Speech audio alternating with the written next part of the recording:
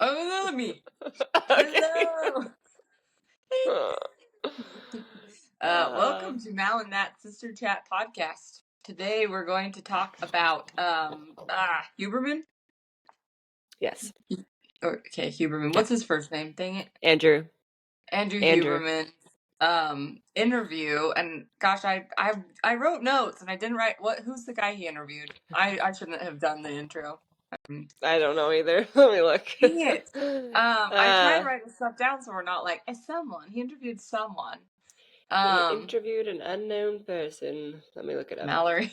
Mallory's the guy in the chair. She's gonna Mal, just get on that for me. Have you ever watched Joe Rogan and he just like tells his guy in the chair, "Hey, pull that video up for me."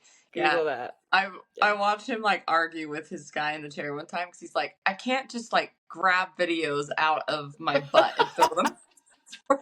Hey, put that video from 1992. Nicer, you can tell he's frustrated. He was like, Joe, seriously. And Joe Rogan was frustrated. Like, what? Is that how the internet works? It's magic. I say, do it, and you do it. I'm Joe Rogan. Joe Rogan. He wasn't mean at all. It was just funny to watch both of them because both were frustrated. And I was like, I totally relate with Joe Rogan. I'm like, what? Just pull it up. The internet's magic, just right? Do it. I cannot freaking find this. I'm just gonna Google it. Let's see. It was called Emotional Intelligence. The podcast wasn't it? Yeah. How to improve your emotional intelligence, something like that. If you just looked up Andrew Huberman emotional intelligence, it would definitely be the first one to pop up because it's a really popular video and it's like a 2.5 hour long interview, something like that. So it's Dr. Marc Brackett.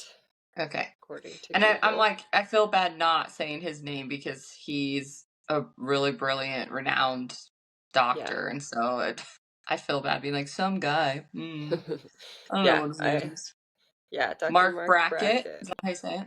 Yep, he's a professor in the Child Study Center at Yale University, director of the Yale Center for Emotional Intelligence, and a world expert on what emotions are, how to interpret them, and how to work with emotions to yield a more impactful, meaningful, and healthier life.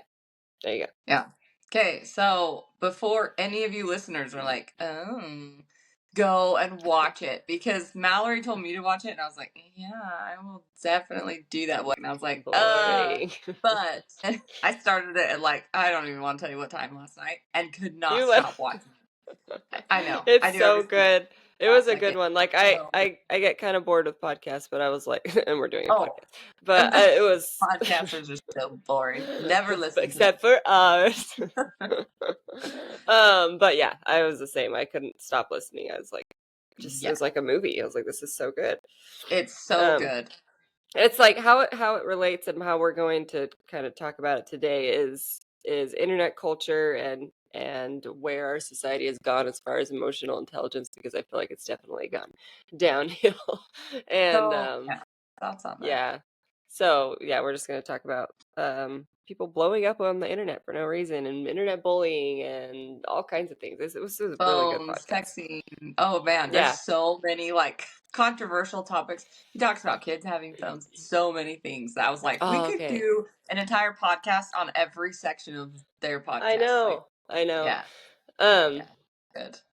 Okay, so can we talk about the emoji thing first? Because I have something really weird and cool to say about that. Like, just preface it so people know what we're talking about, but yeah. Okay, so this guy, Dr. Marc Brackett, said that they were talking about I don't really know the right word, but the difficulty or the potential downside, I guess, of using emojis in your speech when you're texting and communicating online, or through text or whatever. So I guess the reason is because you are unable to find the words to express yourself when you use an emoji, which is totally true. Like I 100% just be like, I don't know what I feel about this face does. That picture sums it up perfectly. Yeah, really does, that one. And so it kind of like it dumbs down our society even more, where we're like, cartoons, we don't know words.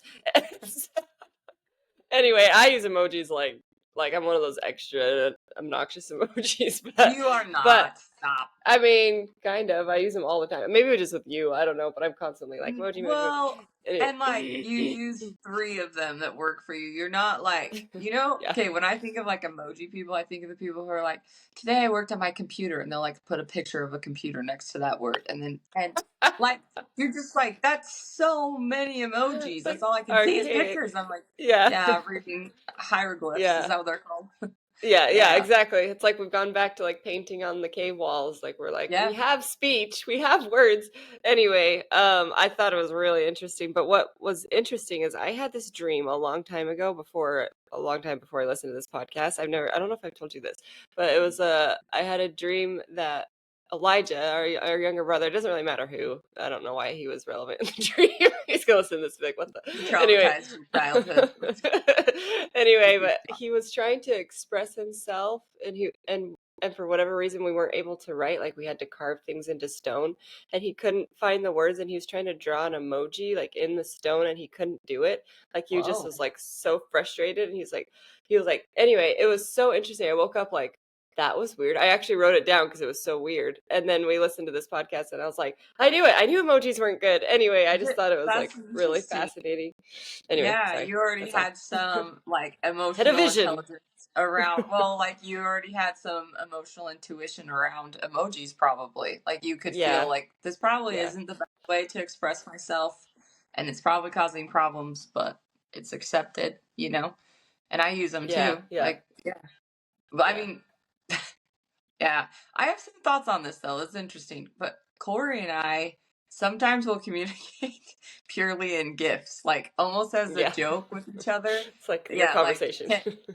can we talk to each other without words? It's kind of fun though. This is why I feel like some of their discussion was a little bit like boomer. Not that they even are boomers, but I don't even Yeah. know what their generation is. But it, No, but I know it what you was mean. interesting because it was like texting's so bad and emojis are ruining us and all this stuff. Yeah. But then they went on to talk about how some of this younger generation are way more emotionally in tune and intelligent. And I was like, So it is interesting. Anyway, we can dive way into that because I have some thoughts on that. I think, yeah, the people of that generation freak out about texting, and I'm like, I disagree with you that it is the worst thing that's ever happened. There's a lot of I good from texting. yeah, I think it's more than a generation thing. It's like an education thing that I've noticed. Like when they're like highly educated, they're just like, well, texting and emojis. And I just like I don't know, I understand it because I think the more educated you get, you're like, oh, this is actually a big deal. Like we need to use our Yeah, words and whatever. At the same time, I'm like, you kind of start to lose your sense of humor the more educated you get. You just become like a dead fish. Dead fish everyone must emoji. write essays to each other. No. Stop being a dead fish. It's Well, okay to the use an emoji.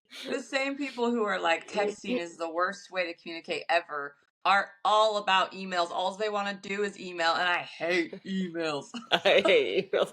I hate them. Ah, so I'm like, you could argue that every generation has their way of communicating that isn't face to face, voice Yeah, to voice. Even over, like, there was a generation that thought over the phone wasn't good for you. I'm not talking to my neighbor right to their face. There's truth to all of that. I'm not saying that yeah, they're wrong, that texting might cause some problems with our mode of communication, with our, um, not mode, with our, ability to communicate with each other and our ability to put words to our emotions. But man, I mean, maybe we should just go on this since this is where what I'm yeah, thinking, or do you want to yeah. like go through this No, more no, it's fine. No, we don't have chronologically? to like. No, it's fine. Okay, so I know like so many people in specifically the generation right above us. Is that boomers? Are boomers right above millennials? I don't I don't know. I even don't know. think so. I don't That know what feels wrong. I makes feel like us that's feel not a little right. old. I don't even care, but I do think there's like so many. I feel like every time they list the generations, I'm like, I didn't even know that one existed. Like, what are you talking about? Like Gen X, Gen Right? Z, Gen I Y, know. I'm like, stop it. There's millennial, too old many. millennial, young. Yeah, like oh my gosh. So, but anyway, basically like 50 and older, I guess you could say, maybe a little older than It's that. I'm Gen not sure. X, according to Google. Gen X. Thought they were younger than Okay. us. I don't Or know. Gen That's Z. what. Okay, I your problem. I don't know. XYZ. No one Okay. knows. Anyway. Yeah, you're right. Gen X. Okay. Anyway, I have noticed in my own interactions they fight texting so hard. And one of the reasons I think that they do, I could be very wrong about this, but I think they're just not good at it. And so it frustrates them. So then they're like, this is an inferior way to communicate. We must talk voice to voice. And I'm like, I don't want to. I I think if you're afraid of talking to somebody on the phone because you don't want to actually face the difficulties of talking to someone, Yeah. that could be a problem. But it is so much more convenient to text somebody. For me to have time to think about my responses, it allows me to have boundaries way easier Yeah, I than agree. voice to voice. Well, That actually might indicate a communication problem. Maybe I need to yeah. learn boundaries voice to voice and face to face. But it It is, might be yeah. like what you do as a living, which I guess you don't make a living from it, but being a stay-at-home mom is like it's the kind of job that you don't want to pick up the phone and talk to people because your Oh kids no. flip out and all heck Yeah. breaks loose and you're just like, okay, Yes. I'm never Yes. talking on the A phone again. text takes So 30 seconds. A phone call can take 2 hours, you know? yeah, And yeah, once someone has you on the phone, for me, it's a lot harder to get off the phone than to just not answer the yes, text for a minute. yes, And do it. there Yeah, is more social acceptance to not answering a text, at least, and they even mentioned this in there, 10 minutes or even uh-huh. up to an hour before people start being like they're ignoring me, they didn't see it, like wondering what's going on. Where Yeah, in a phone call, the minute they ask you a question, the minute they like want to say something, you have to answer yeah, within seconds before it's socially weird and they're like, why are you hesitating? Why are you yeah. thinking about that? Why Which don't makes you you want to do wonder that? though, like, is that better? Like, that is the more natural way to communicate if you think about it, I guess. Right. So, Well, I don't and know. if you're just texting and that's how you like create boundaries and stuff, and then you face somebody, you're at the grocery store and they ask you to do something, you're like, yeah, I guess, because you have no Can you idea text me how to first? set boundaries. Exactly. Yeah, So I yeah. I could see it causing problems, but for me it's been so convenient. I'm able, not only that, but I'm able to, so we did a community play here. This is what I was thinking of the whole time that they were like, Hmm. texting's the worst. We did a community play here, and me and my friends directed it together. We were able to direct the entire play through text. Like, Hmm. we would get together once a week with people and rehearse. Besides that, it was just texting. And the reason that was so amazing is if I was on the phone as often as I was texting, it would have taken over my entire life. But I was Yeah. able to homeschool my kids, like be a stay-at-home mom, have a baby, and still help run a play. Yeah. And I'm like, I really don't think that could have happened without text messaging. So it actually makes me more productive. So I'm like, I'm not a fan of this, like texting's ruined society. I'm like, I don't agree with you. Yeah. Yeah. Yeah. I I could do see it. think I it did could see make me it. think like about the emojis I use and why, Yes. because Same. I was like, huh, I guess I do use them to express myself. But at the same time, I'm like, I don't know that I need to like, I don't know, just stop, I guess. Like altogether. Maybe if Well, I truly believed in this I would or something. I just yeah. I don't find them evil. I think that it's wise to think through why you're using them and use your words, but I don't know.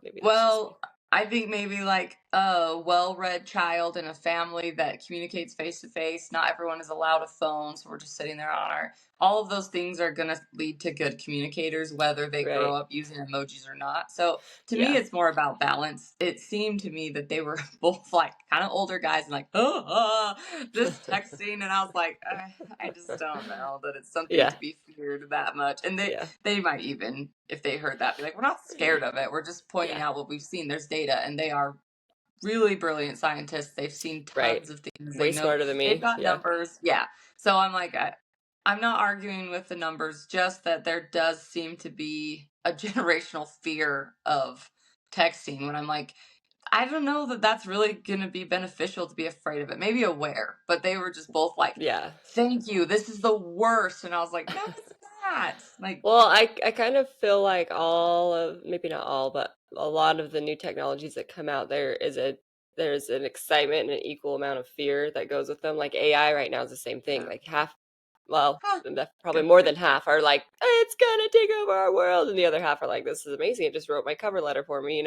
So, and Yeah. I think the same thing happened with the internet. People were freaking out, and they're like, we're all gonna die, and then the other ones were like, I'm gonna make a business off of this from my home. I can sit on my butt and make a business. And so Right. um yeah, I don't know. I think that is pros and cons, and just learning to hone it like a tool instead of letting it take over you, I guess. I don't know. Yeah, balance in all things, and you can probably feel that. Like if you're using AI to write everything for you, you're probably Yeah. becoming dependent on it, Yeah. and take some time because I'll sit there and um do a Facebook post and be like, AI can just write this for me, say exactly what I want to say without even thinking. So it does take away your need to even think.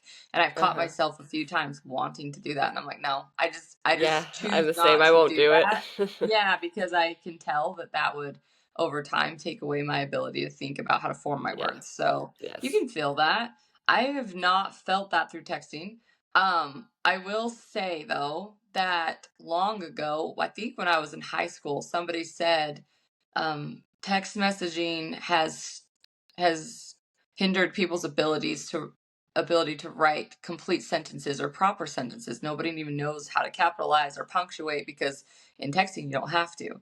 And ever since then, I've been like an old lady in how I text, like capital letters, periods, correct spelling, no acronyms. As much as I mean, you know, you do now and then, but I can't Mhm. stand the like TTFY, and I don't even know. I mean, that makes me Yeah. sound so weird. But Yeah. I don't even know what half those mean because I do think that that is a watering down of communication. So Yeah. maybe you can use text messaging almost similarly to writing a letter or an email, and then it's maybe that's why I'm not as afraid of it because I'm like Mhm. I haven't noticed my language skills slipping with texting, and Yeah.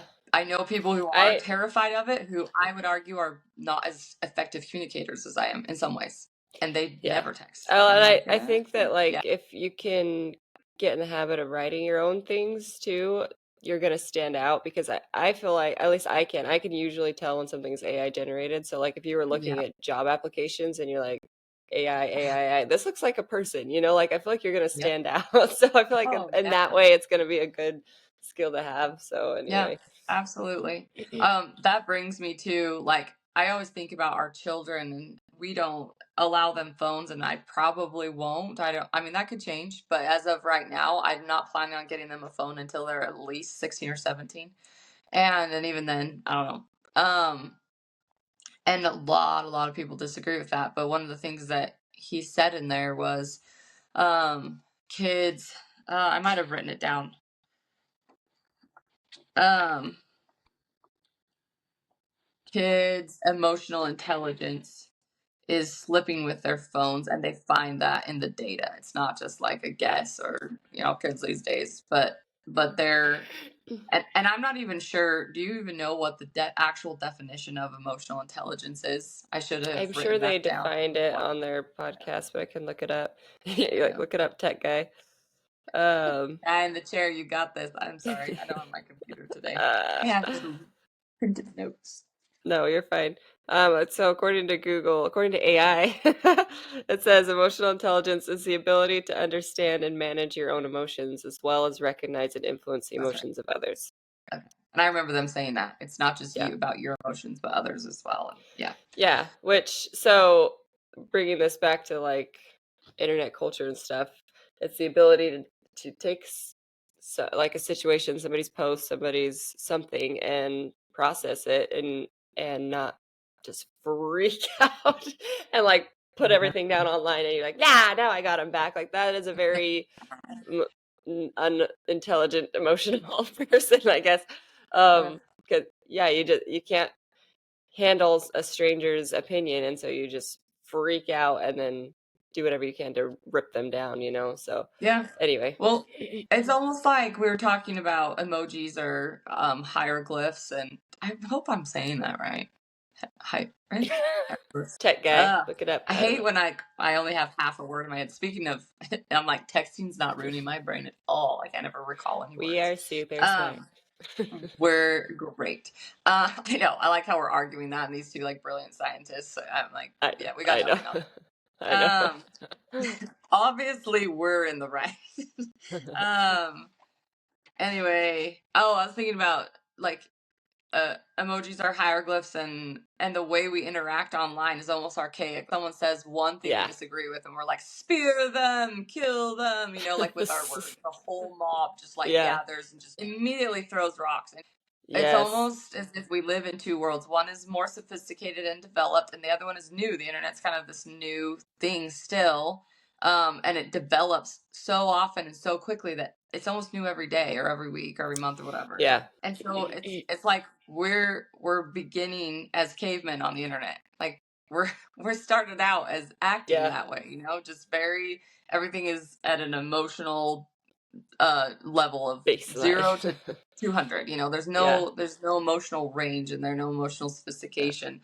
And it's kind of fascinating because it's like anytime there's a new world, it's almost like that's how people behave. We're the Yeah. cavemen. Yeah. We're cavemen of Yeah. the Yeah, internet you're right right. now. The Yeah. the example they gave of Mariah Carey, that was very interesting to me. I'm like, you see it all the time. Like they said, I don't actually know the incident. I don't follow her, but apparently she had like something had messed up in one of her performances. I don't know if he said it was her I mic or think, yeah, I her know what, voice or if, no, if it's who I think it is and what they're talking about because it's been blowing up all over the internet. Do you want me to tell still this? is. Yeah, if you know it. I don't know anything about it. So I think it was Mariah Carey, but it was a famous singer, and she, someone was sitting in front of her in front of the stage, taking a selfie is what the internet is freaking out about. So she stopped her performance right in the middle and goes, "Someone is taking a selfie right now, right in the middle of my song, and it's kind of pissing me off. So I'm going to stop and wait for them to get done, and then I'm going to start over." So from the video that someone else took, it made her look horrible. They posted it Yeah. online. And everyone freaked out. Everyone was down her throat. I'm not gonna lie. Even I was like, wow, what a brat. Like, That's kind obviously, of rude. fame Yeah. has gotten to her and she's so entitled. She thinks everyone Yeah. has to, like, be riveted on her song. Mm. That's not the case at all. And this is why the internet's so dangerous. You get this one perspective that Yeah. you weren't there for. What actually happened was these girls were taking, like, a full blown photo shoot with, like, a nice camera and a flash right in front of her, like very Okay. rudely. They didn't care at all that they were disturbing Okay. her performance. She Well, was and you see singing that from, happen all the time. Like that doesn't even oh yeah, surprise me. People are so stupid when it comes to their TikTok even me lives and though. their pictures, and I'm like, what are Oh, you doing? that, Like yeah, you're like being right in public that they're just like, no one else is here. It's yeah, just me, and I'm like, yeah. oh my They god, it didn't drives care me at crazy. It's all. one of my pet peeves. That makes me old millennial, but I'm like, I Oh, can't I stand I hate it. I was totally with her when I saw the whole it. story. I was like, "Oh, yeah, that was she was feeling completely disrespected because they were Oh yeah. distracting her song. Not only that, but I guess it was a really emotional song. And like she had Oh probably written it, yeah. whatever, I don't know.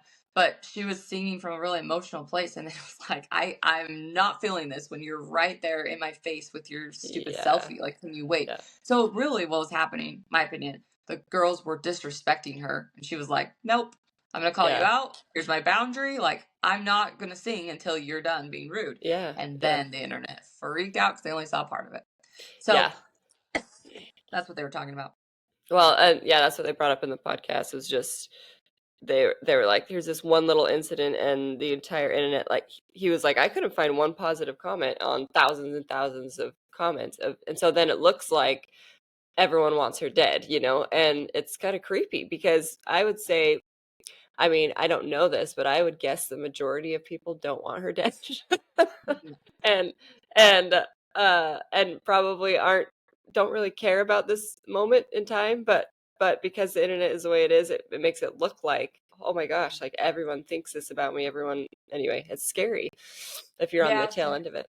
yeah, exactly. If you're receiving all that hate, but I think our brains, like I've heard, are not wired or capable of comprehending numbers on a Yeah, scale like that. percentage So if or statistics. even Yeah. a million people, yeah, statistically, even if a million people are giving you bad feedback in the world, that's not that many. But in our Right. and so many of them don't care so much they're not even willing to comment. Like that's how much they don't care, you know? Well, But and you it don't, gets washed up in all the negative. Like you're like, I could say something, no one's yeah. gonna like it. It's not gonna matter, So you just back Right, out. You're like, I'm not right. gonna Who say cares? anything. Hey, I actually had a situation like that. We had an incident where Netflix did a special. So basically, was getting roasted on our local Facebook like marketplace, which is where we all kind of communicate with each other in our small town, which is hilarious. I But love small town pages. They're like my favorite. Anyway, go ahead. oh man, they're great. They're just full of really petty drama. You're just like Yeah. that. I You actually need something. screenshotted some like ridiculous drama in my town so that we could talk about it here today. Anyway, go ahead. Nice. Okay, good. Well, that this will lead right into it. Then I'll tell this one, and you Yeah. can share Yeah. yours because it. Okay. Anyway, basically, they just were. He was part of this Netflix special. Very briefly, it was same thing. You get this really, really limited view and perspective on his role in the drama they were creating on this Netflix special and documentary. And anyway, you have no idea what he actually did or didn't do. No idea. Yeah. But because he was mentioned in this Netflix documentary, somebody local got on Facebook and was like, I can't believe that this guy is teaching in our schools. We need to do better. He's probably Do abusing kids. better. Like, oh man, I mean, yeah, educate yourself. She was going off on, she said, she actually said, she was getting all these comments. People were like, right, this is so wrong. And I can't believe he's been allowed in our school. No one actually knew anything. And then she said, let's go get him. She actually wrote that like in her Facebook post. And that's when so I heard several people locally like, this is wrong. I can't believe they're doing this to him and blah Yeah. blah. Nobody would say anything. It was just Yeah. all these people kind of, and I think not for the same reasons, not necessarily they were cowardly, but kind of what you said, they were like, what's the point? Like so many people disagree with me Yeah. that Not only that, it's not even fear. It's like they're so fired up that what you say right now is not going to come. Like you almost have to right. talk to them face to face to be like, snap out of it. Like if you say This post isn't something, yeah. it's not going to matter. They're not going to Okay, do one so thing. I thought the exact same thing. I'm like, what's the point in this? He's dealing with it by just ignoring it or whatever. And then I was like, you know what? Even if he never reads this, even if all these comments remain negative and play on his mind, I want him to know that at least one person in the community does not think that he's evil. I Yeah. don't care if, whatever, just one person. So I wrote something on there like, I don't think this is fair to him or his family. I understand that you're concerned. I think you should address your concerns differently. Like And to him, yeah, like an yeah, adult. Gosh. yeah. And I didn't do anything like that, but I I was know. just like, I don't think you're being fair. And Yeah. then she came after me, and then I will Yeah. say I did get immature, and I got Yeah. I got snippy back. And this is kind of like an example of this. I was probably, I don't know. Sometimes I can be a real biatch, but I was probably a lot bolder there than I would be to her face. I don't know though. Yeah. Sometimes when I get mad, I'm really not. I don't know. I'm just You losing. don't care. But no. But I will say this. I did regret the emotion I put into my responses to her. I did Hmm. regret that after. I was like, I Yeah. wish I had just remained level-headed and said my Yeah. piece and then backed away. I made Yeah. it personal because I was upset with her and not because I was Hmm. trying to make a point. You know what I mean? And Yeah. so and I was like, it's all fair because she was rude to him. Anyway, it turned into this like war between me and her, which is ridiculous. I don't even know her and I barely know him. Like, how dumb is Yeah. that? So Yeah. it's kind of this example of getting on there and feeling braver than you would in real life or even more stirred up than you would, but also an example of like inciting the mob. She got everybody riled up about this to a point of, maybe like around here it was a lot, 25 comments of, yeah, he Yeah. shouldn't have a job and It's a let's big get his percentage of job. the town. That's a big percentage. And I was like, that's kind of a scary position to be in as a teacher, and also it just sucks. He didn't currently do anything. If there's Mhm. like I said, if there's a real concern, which maybe there is, take it up with the school board, take it up with him, take it up with someone who can Or actually with do something. him. Gosh, it Yeah. drives me crazy. I'm like, that's okay. That's where I have a personal matter in this, so it makes me angry. But I'm like, just talk to my face. I don't understand this like cowardly hiding behind your keyboard thing. And like, I It's mean, just I easier. understand it, but it's so irritating. I'm like, you are an Oh yeah. adult and you act Yeah. so tough. But like, so we had a neighbor in Ohio, and I will openly talk about this because she's never going to listen to this. And she was like, Karen times She Karen. Like I've never met a deserves it. Karen. Like, Yeah. it's like holy crap. Anyway, I'm not even gonna go into everything that she did, but what we had listed our house as an Airbnb and she didn't like it. So that's the main thing. But she was so nice and cordial to our face before we left on our trip, and And then as soon as we left, she just sent me the nastiest messages that you can imagine, like just like venting and like so rude. And I was like really confused because she was so nice to us before we left. I was like, are you the same person? I kept telling her, let's talk over the phone. You know, like I can tell you're angry. I was like, let's do this. Like, bring it on. Anyway, because I knew she was getting feisty because she was behind the keyboard and she felt safe. So I was like, talk to me on the phone. And she was like, she wouldn't do it. And I was like, okay. And then as soon as we came back, we tried to confront her and she would hide like a little kid. Like she would like, we'd like see her and be like, hey, let's talk. And she'd like dart into her house. And I was like, oh my gosh. And like, it took my husband fixing the roof on her house and seeing her in his yard, in her yard. Like, cause that's like how he caught her. He was like, hey, let's talk. She was like trying to hide. He's like, no, like, let's talk this out. Cause she took down our fence. Like that's how escalated this got. She was so mad. She ripped down our fence. And he was like, And then was embarrassed he's by like, it. you can't hide from me. Like you tore down my fence. Like, let's talk. Anyway. And she was like, fine. You And so live right next door. she came and talked to him and she was mad, but she was way calmer and way like he could read her eyes. You could see the emotion behind it and he could talk to her and understand. And it was just like so much better. That's where I get old and I'm like, face to face is better. This is so annoying. Anyway. And I'm like, I'm a coward with that kind of stuff. Like, I don't like confrontation and all that stuff. But at the same time, I'm like, if you are not brave enough to say it to my face, do not say it online. That's what makes me angry. I'm like, it's very cowardly. Anyway. It is. And I mean, I fell into that, this girl locally, so that's interesting. Obviously, this isn't resolved, and I didn't handle it emotionally intelligently because I'm still like, nah, like, Karen. That nasty little anyway, Karen. Anyway, I feel like I didn't get to like give her justice because I didn't talk to her face to face, and so Chancey did. So anyway, so still why does that? So I'm the exact same way, probably times 100 than you. Like as far as emotional intelligence goes, I'm not.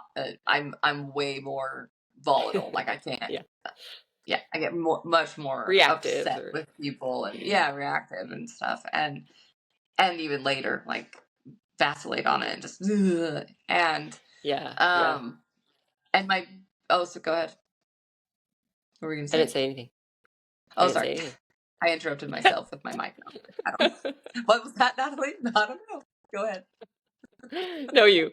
I could have a podcast all by myself. Go first. No, you. All right, go ahead. I'm sorry, I interrupted you. Okay. I'm only laughing because I could actually see you doing it. Just kidding. I kind of can too. That's the sad thing. I talk so much on here when I rewatch our videos that I'm like, seriously, I probably could. I'm like, and you're like, whoa, hold on. One time you said, I'm sorry I interrupted you. I'm like, I don't think that you could ever talk if you didn't. Like, it's so bad. Do you ever watch these edits and just get embarrassed by your mannerisms and stuff? I'm like, yes, I do. Yeah. I do. Go ahead. Anyway, what was I even saying? Just getting upset with people. Why do we feel like justice must be served? That's when I get the most angry, when people get away with things. I'm like, as soon as I can just say my piece, I'm at peace, you know? Not really, because then I feel regretful. That was mean, but I know. But I can't stand when people get away with crap that I feel like is unjust, and I don't. You know what I think? I think that. Well, it depends. I mean, if it has nothing to do with you and it doesn't affect you in any way, I kind of feel like, I don't know. If it's online, I kind of feel like pick your battles, you know? Like, that's just my opinion, but I tend to not get into stuff. So I'm like, I don't know if that's good or not. But I was going to say, like, when it's someone that you know, I feel like it is important to draw boundaries. And if you feel those boundaries crossed and you don't say anything, that's when your inner self is like, you need to speak up. It doesn't mean you need to come rip them apart, but drawing boundaries is really important. And I think that's like part of being an adult. So anyway. Man, the more we talk, the more I'm like, points to them. They're right. Texting is not helping our society. You know, this lady could text you all these mean things, but she can't say it to your face. And she I wouldn't talk on the phone. Braver online. Yeah. Yeah. I've I've gotten pretty feisty online several times. Like when I was listening to them, I was like, that's not good. Like I've said Yeah. some things on there that I don't know if I would say to their face. I have, yeah, it's the way you say it though, because I was gonna say I can still express myself, but the way you do it, if you wouldn't say that to your face, you shouldn't write it. Yeah. But there are some times when I'll go across videos and I'm like, I don't care if I'm the only comment in here. Someone has to say something. This is so wrong, you know? And I'll just be like, Yeah. Yeah. no. Anyway, Yeah. and then get totally buried because usually the followers are opposite of my opinion. Yeah. But I'm like, Yeah. but I don't know. To me, it seems important to say what you believe to be true or stand up for things that you think are good, even if you're the only one or there's just like one little moment where only 5 people will read it. It's important for others to see that they don't live in an echo chamber, you know? Like Yeah. there are people out there who think differently. If you could express it well and unemotionally, maybe even Yeah. kindly, I don't think it's a bad thing. No, I think you're right. I think there are people made for that sort of thing, and there are people not made for that. Like that bogs me down. Like the thought of getting on people's controversial pages and like writing my opinion is just like I would rather do almost anything else. Oh my Like I'm gosh, like it's like I just one don't of my even want to hobbies. play. That's what I mean. There's people made for it, so I feel like those are the ones that yeah you should stick on them. Because I'm like I don't even want to. I don't even want to go Yeah, I there. don't Just want a to second. go My there. kids are. Yeah. What was I gonna say? I don't know, but I have many notes. I can I was talk about. there's like one thing that the internet does that makes me comment every time, and I don't know what it is. It just is a trigger for me, but I cannot stand it when like those fake reenact. Okay, they're reenactment Oh, videos. I It's basically hate like reality TV. them. It's like reality TV, and they'll put it on TikTok. Like my husband reacts to my wedding dress, or my Oh, they husband give me. told me I my have cooking was anxiety bad. just hearing it. Oh Oh, I gosh. cannot stand them. Anyway, No, and like no. everyone is buying into this, and I'm like, are you all stupid? He's not even a good actor. Anyway, Hello, 2 stars that's for acting. that's where I will comment, and I'm like, yeah. But what's interesting is the internet will do stuff like bad publicity, good publicity. They'll make videos like a husband will say something super rude, like you're gaining weight and your cooking sucks, and then they'll like and then just like wait for the mean comments because they'll get a million mean comments and a million like it'll get shared because they like bad news more than good news anyway. And Yeah, so yeah. they'll make these It's become a videos and I'm like, strategy, actually. yeah, it's a Yeah. strategy, and it's so obvious to me when they're acting, and the whole comments Yeah. are like, "What a bad husband! She needs to get out." And just like I'm like, he's not a good actor. This is fake. This is staged. How did she know to put the camera right there? I can't stand it. They're like, "Look, I'm just gonna set the camera right here and see what happens when this guy hits on me." I'm like, "How did you know he was gonna hit on you?" I can't stand it. Anyway, sorry. Uh, It makes I me hate it crazy. so much. I watch. Well, so I have noticed that the dumber ones, the ones that are more obvious to us, I should say, are typically on Facebook. Am I wrong about that? They're everywhere. They're all over Okay, TikTok and they're all they're over on YouTube everything. Shorts. They're just Okay. I don't generally interact with them, so they're not on like For You page. But there's this one Oh, guy, he's like reacts to them and he's funny to me, so I follow his page and that's how I see him. Anyway, he reacts to them. That's amazing. That's a great idea. yeah, We definitely he's make the it red real. flag guy. You know who I'm talking about Oh that I my sent you. gosh. Yes. I He's love him so so much. funny. Anyway, but he watches some stupid content and it makes my brain dumber, so I'm like, I can't watch these Right. anymore. But Right. anyway. Um, yeah, I was just wondering because I had a video shared with me one time and it was like, look at this. Can you believe it? Or they believed everything in it. It was like a how-to video. It was like a tutorial and they were like, we should do I know what you're this. talking about. And yeah, and I was like, oh, ah, okay. And I just indulged them and I'm like, I don't know if that was like the right thing to do or not. I don't Probably know. not. But I I don't. felt so I was like, I don't even know how to explain to you that you were duped and that you're not equipped for the internet. You should just not be on it. Because Well, and like half if you of. can't tell that this is fake, ah, Well, and the yeah. thing is Which with we're the AI too, like they can put in programs that have a million comments that say something And it's sounding more and more human. So you don't actually know what's human and what's a robot. Oh And so no. you might just be getting fired up about literally nothing. Right. You could be arguing with So bots. Oh my you gosh. might be arguing with Yeah, I've AI. done that. I bet Yeah. I've done that. That is humiliating. I'm never Yeah. getting on the internet again after this. Yeah. I'm seeing all of my Okay. internet faults in a mirror. Do you want to talk Ooh. about the Blake Lively thing? Because that was interesting to me. Or So do you did have they somewhere else talk you want about to it go? on there? No, No, but I I can just go wanted to. anywhere. We can go anywhere, Mal. This is our podcast. Yes, this is so fun. Let's Anyway, do it. Let's okay, so roast Blake Lively. No, I'm just kidding. well, no, that's why I want to talk about it because it's so stupid. Okay, Yeah. so first of all, I actually think like the videos that came out of her being rude or whatever, like they were rude. Like I was like, yeah, that was rude. They Yeah. came out from 2016. That was like 10 years ago, and it Yeah. just came out, and I'm They're like, just trying to prove a point, so they're gonna dig up anything. it's Yeah. so dumb. Oh, and even the stuff that so basically, if you haven't followed it, Blake Lively's in a new movie, a hit movie, and at the same time it came out, for some reason, all this bad publicity of her came out of being a snob and It's a called. mean It's girl. the. It ends with us. Yeah, Yeah. that's what the movie's called. But all the stuff that's come out is like not anything to do with the movie. It's just like her personality is she's mean and nobody likes to work with her and she's awful and they're just like digging up all this proof. And I just find the whole thing so stupid. I'm like, why are we doing this? Like what is the point? I don't understand. Anyway, Yeah. go ahead. Well, Candace Owens is a big conspiracy theorist, and I have a love hate with her podcast. Yeah. But I admire her so much, but also feel that she's very easily stirred up, like me. And so I'm like, this is good for me. Yeah, yeah. But she's so cool too. So I'm like, I don't know. It just for me, this Yeah. isn't probably the best thing to do because I'm easily stirred up. Yeah. But she does have all these conspiracy theories, and one of them I'm like, I almost agree with this. She thinks that anyone in Hollywood who has a traditional life is put under the microscope in a bad way and blasted, Huh.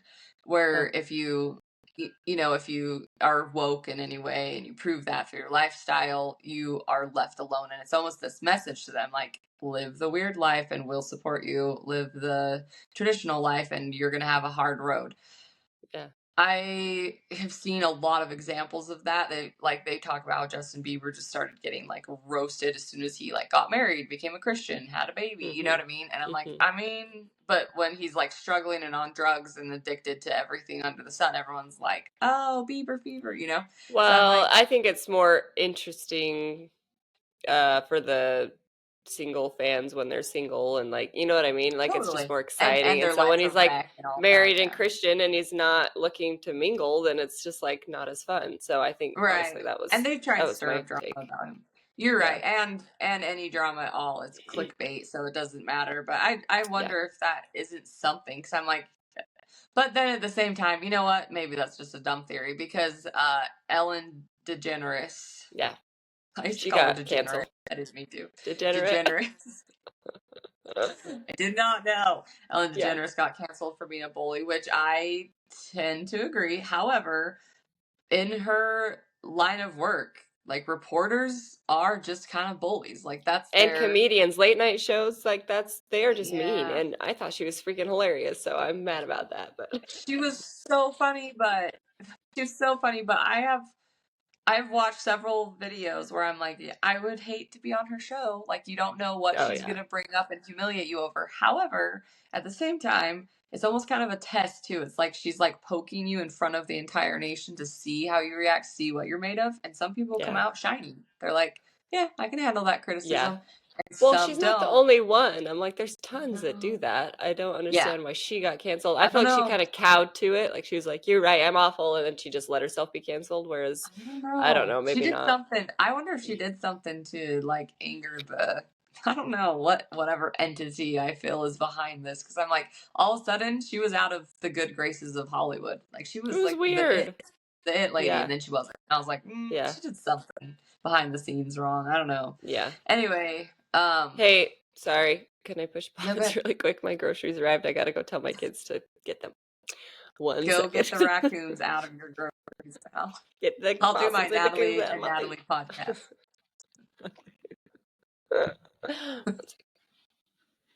You're good. Don't look at my sweatpants. You have pants on.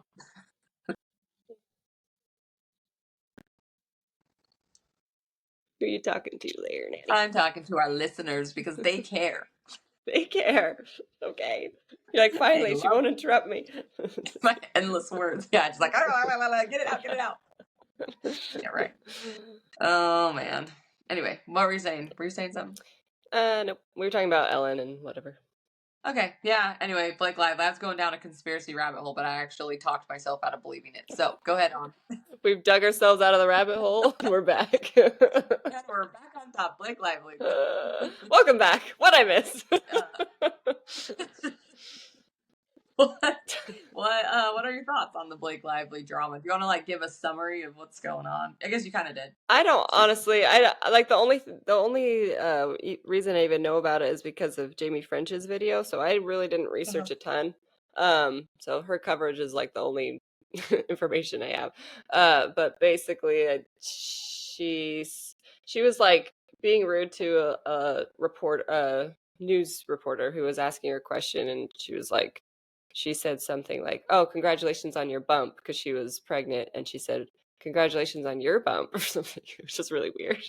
Anyway, a weird thing to say to somebody, because she wasn't pregnant, and apparently, to make the story sadder, which I don't even know if this is true. I feel like the internet makes up crap, but she had infertility problems, and so it was even ruder. And anyway, I just thought Blake Lively did not know. She did not know that. No. It's not like she's like, haha, you can't have kids. So yeah, I feel like that's a moot point. Like, yeah, that's not fair. I kind of tend to agree with Jamie French that she was like hormonal and pregnant, and like it just bothered her for whatever reason that was like offensive. Which I totally understand, because when you're pregnant, you're not firing on all four cylinders. Like, people would say stuff to me like, "You look like you're ready to pop," and I'd be like, "Throat chop."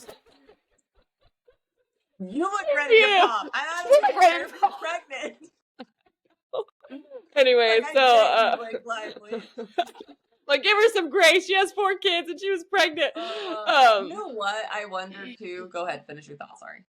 That's all. I just kind of think that everyone freaked out over nothing. Dug up a 10-year-old video, which I'm like, it sucks to be a celebrity because you say stuff and it's just on everywhere, you know. Anyway, and they're just trying to bury her. But what I find fascinating, and I can't prove this, but I don't think she's responded to any of this. Have you seen anywhere where she's like apologized or like anything? No.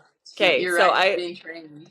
I love that, because and I don't know, but I know she's best friends with Taylor Swift, who I think is a PR genius. And like, anytime she gets buried for something, Taylor Swift, she'll just straight up ignore it. And I'm like, I love it. I love it so much.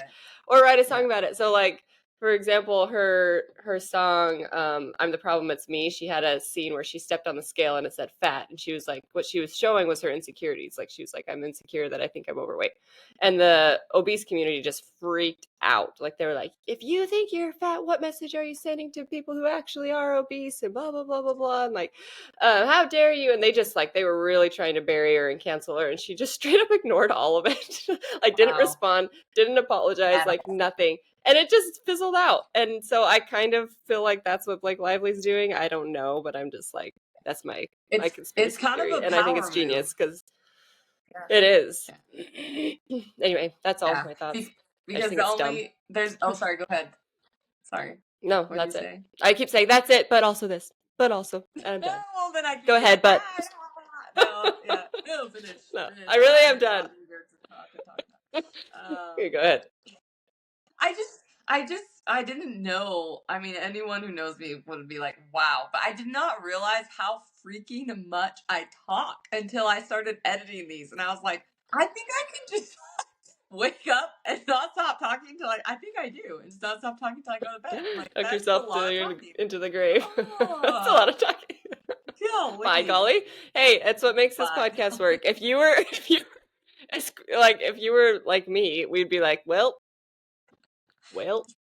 So, what are your We're gonna wrap this up. You talk enough when you have a strong opinion, though. Like, I need somebody that talks a lot, though, to make it work. That's where I tend to go with my friends too. Like, if they talk a lot, like, we work really well, because it's just like, if we're two quiet people, it's just so awkward. Like, we can't be friends.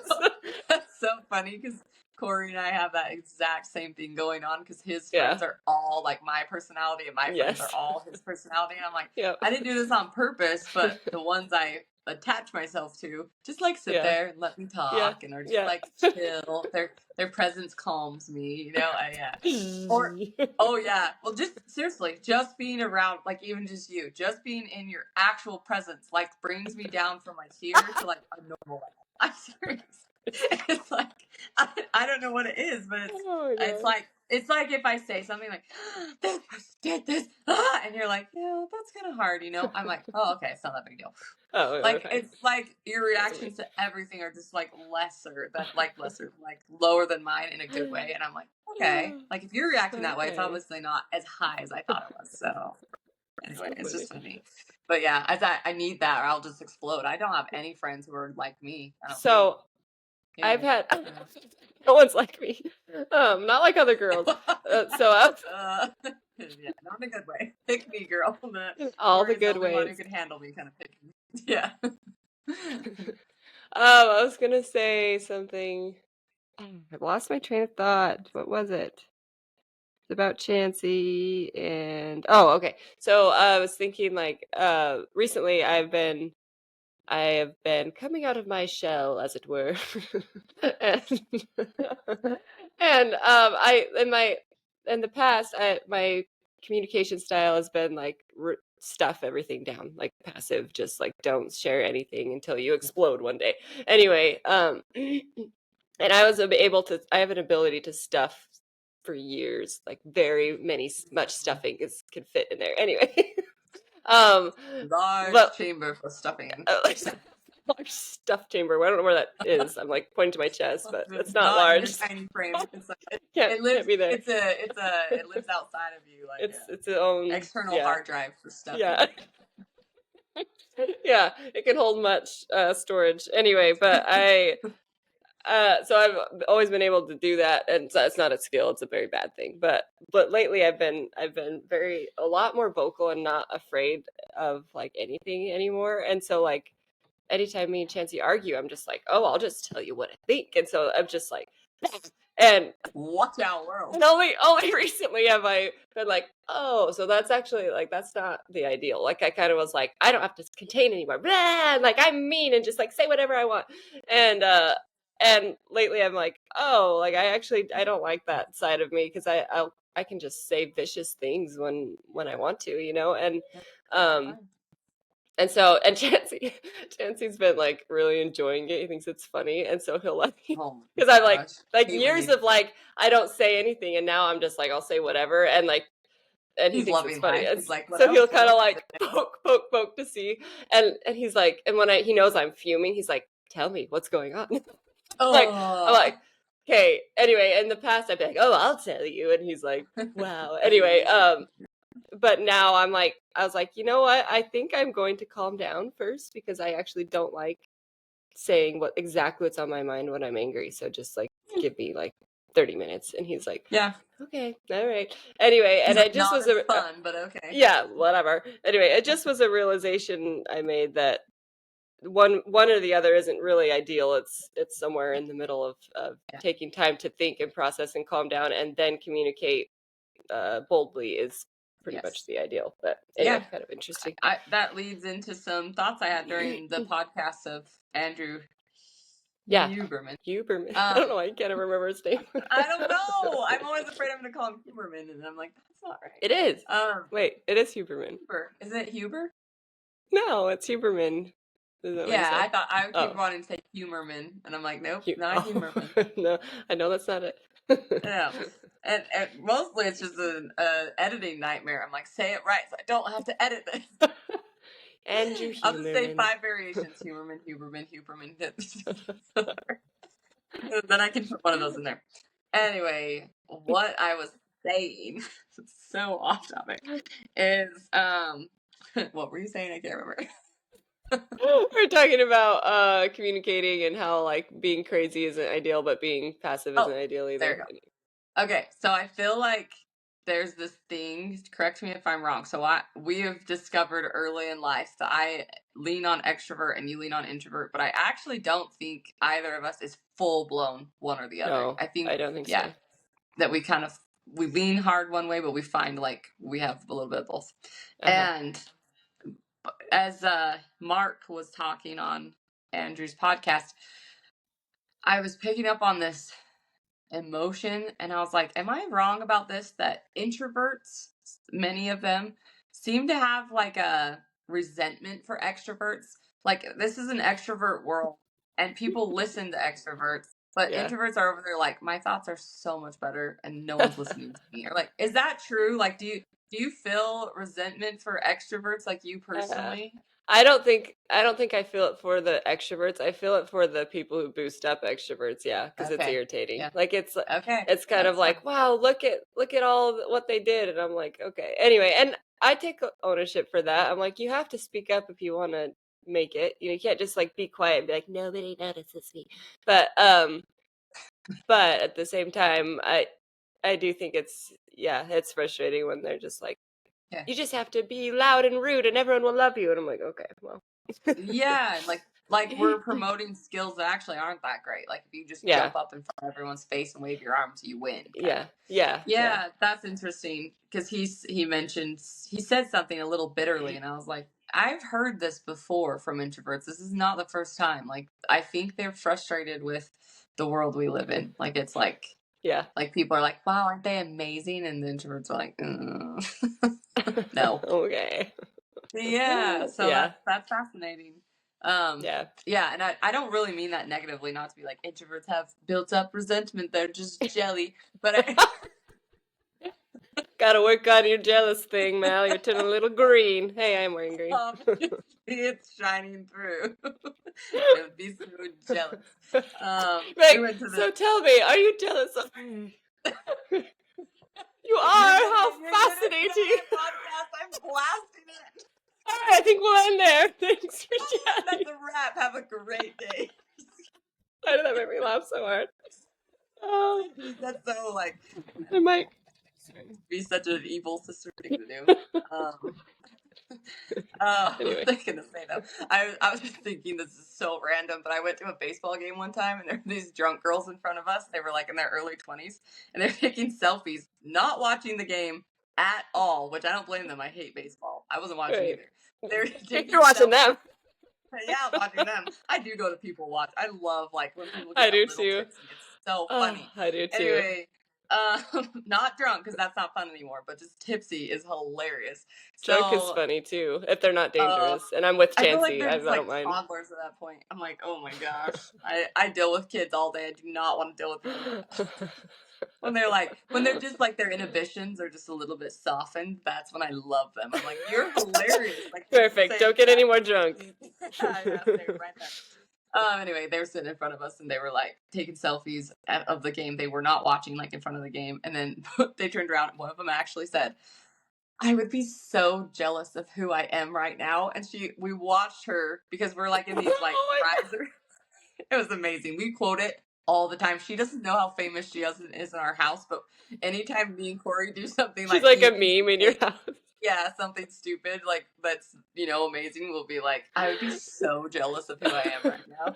Same girls turned around to us like halfway through, which in their defense, I was on a level with them and I wasn't even drunk. But they were like, what's the score? I didn't bring my glasses, so I can't see. And they tell them the score, and then she's like, so are we winning? And they're like, yes. And she goes, Yeah.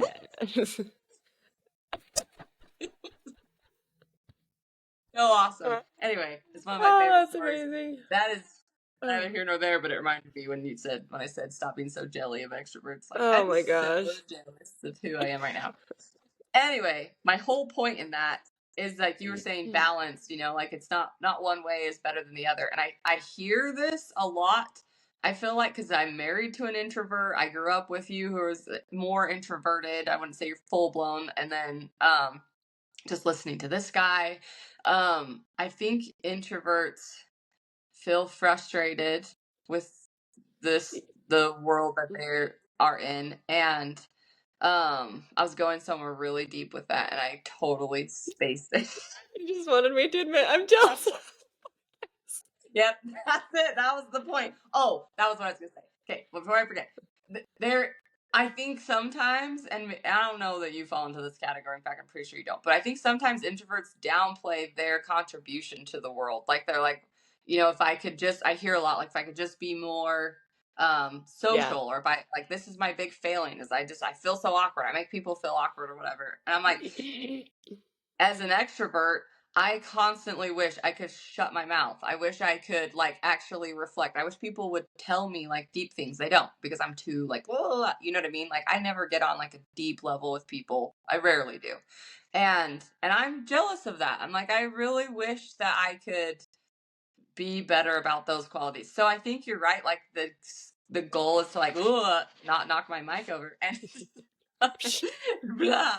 The goal is to find this like middle ground Yeah. between the two, because I think, it's just a good balance to have. But Well, and I'm anyways, not sure if it's like change your personality, find a middle ground between introvert and extrovert as much as it's find a middle ground between your communication styles, because that can there be you go. changed no matter what you lean toward, There you introvert or extrovert. go. Yep. Because I Yep. I mean, yeah, there's a difference between shy and introvert, Yes.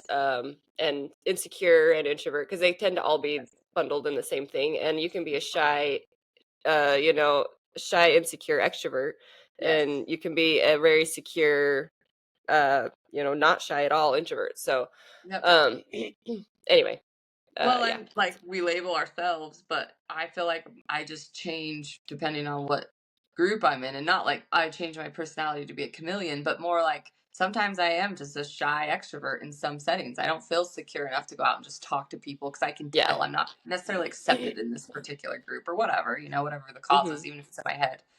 So one time I might be really outgoing, another time I might be super shy. So I'm like, I don't know. We like label ourselves, but I know people in like my middle school in Missouri who would be like, "You're an extrovert." I didn't talk to anybody. I was like so That's insecure. funny. I was like Yeah. the shy, quiet girl all through middle school, which is so weird Hmm. because I am like, That is never funny. shut up.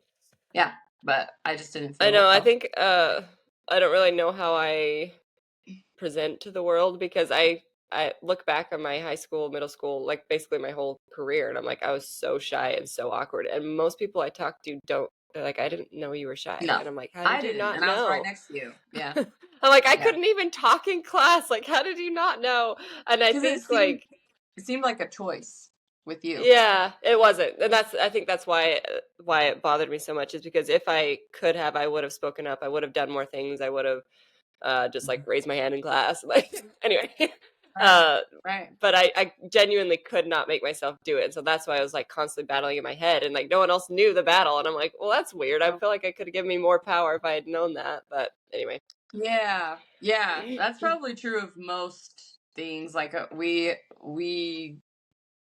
in our minds we are caricatures of ourselves. Like it's not you're not actually as introverted as, or you don't come across as introverted as you think you do, and that, you know what Yeah. I mean. We Yeah. blow up our worst Well, qualities in our head.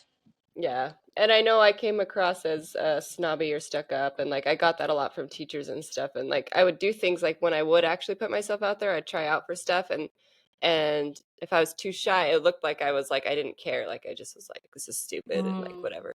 But what yeah, was happening is I was super shy, and I couldn't. Anyway, so it's just it's interesting, just the way I yeah. presented wasn't what I was trying to go for, but Well, anyway. and what's interesting about that too is like even with Blake Lively, I was thinking the same thing. Is she's got some Yeah. videos that are like a little damning. She at least looks snotty in them. But I'm like, she also might just have a communication style. She's beautiful, so Yeah. you're already gonna be like on your guard, because Yes. beautiful people can be rude. They're allowed to be in society. They don't You don't necessarily like them, but they can definitely get Yeah. away with it. Yeah. And so it puts you on your guard when someone is really nice looking. You're like, they could be a brat, and they could Yeah. totally be allowed to be a brat. And Yes. Well, and so yeah. then if you're not really extroverted, happy, smiley, warm on top of that, you're going to there's already preconceived notions about you just based on how you look. And Yeah, so yeah. I kind of wonder Well, about I that thought with it was her. really fascinating that one interview that she had, that what the thing that people were mad about is the interviewer was talking to her and she like turned her body and was facing the girl next to her and not the It did interviewer. seem rude. Yeah. And it seemed rude, but what was fascinating to me is I was like, I used to do that all the time because I was shy. I didn't like it made I wasn't just shy, I felt like when I looked at people head on, it kind of made them like nervous. And so I was like trying to make them not nervous. So I would Yeah. like turn away. I wouldn't make eye contact. And like people would tell me all the time, like, why are you stuck up and whatever. And when looking at her, I was like, yeah, that does look stuck up. I just didn't know. And seeing it, I was like, oh, like maybe she's not shy. Maybe that's not why she did it. But I realized I saw it and I was like, oh, that actually does look like rude. And I didn't Yeah. understand that. So anyway. Yeah. Yeah. It could just be her communication skills. She definitely does strike me as someone who doesn't communicate in smiles and happy voices all the time. Yeah. Like, Yeah.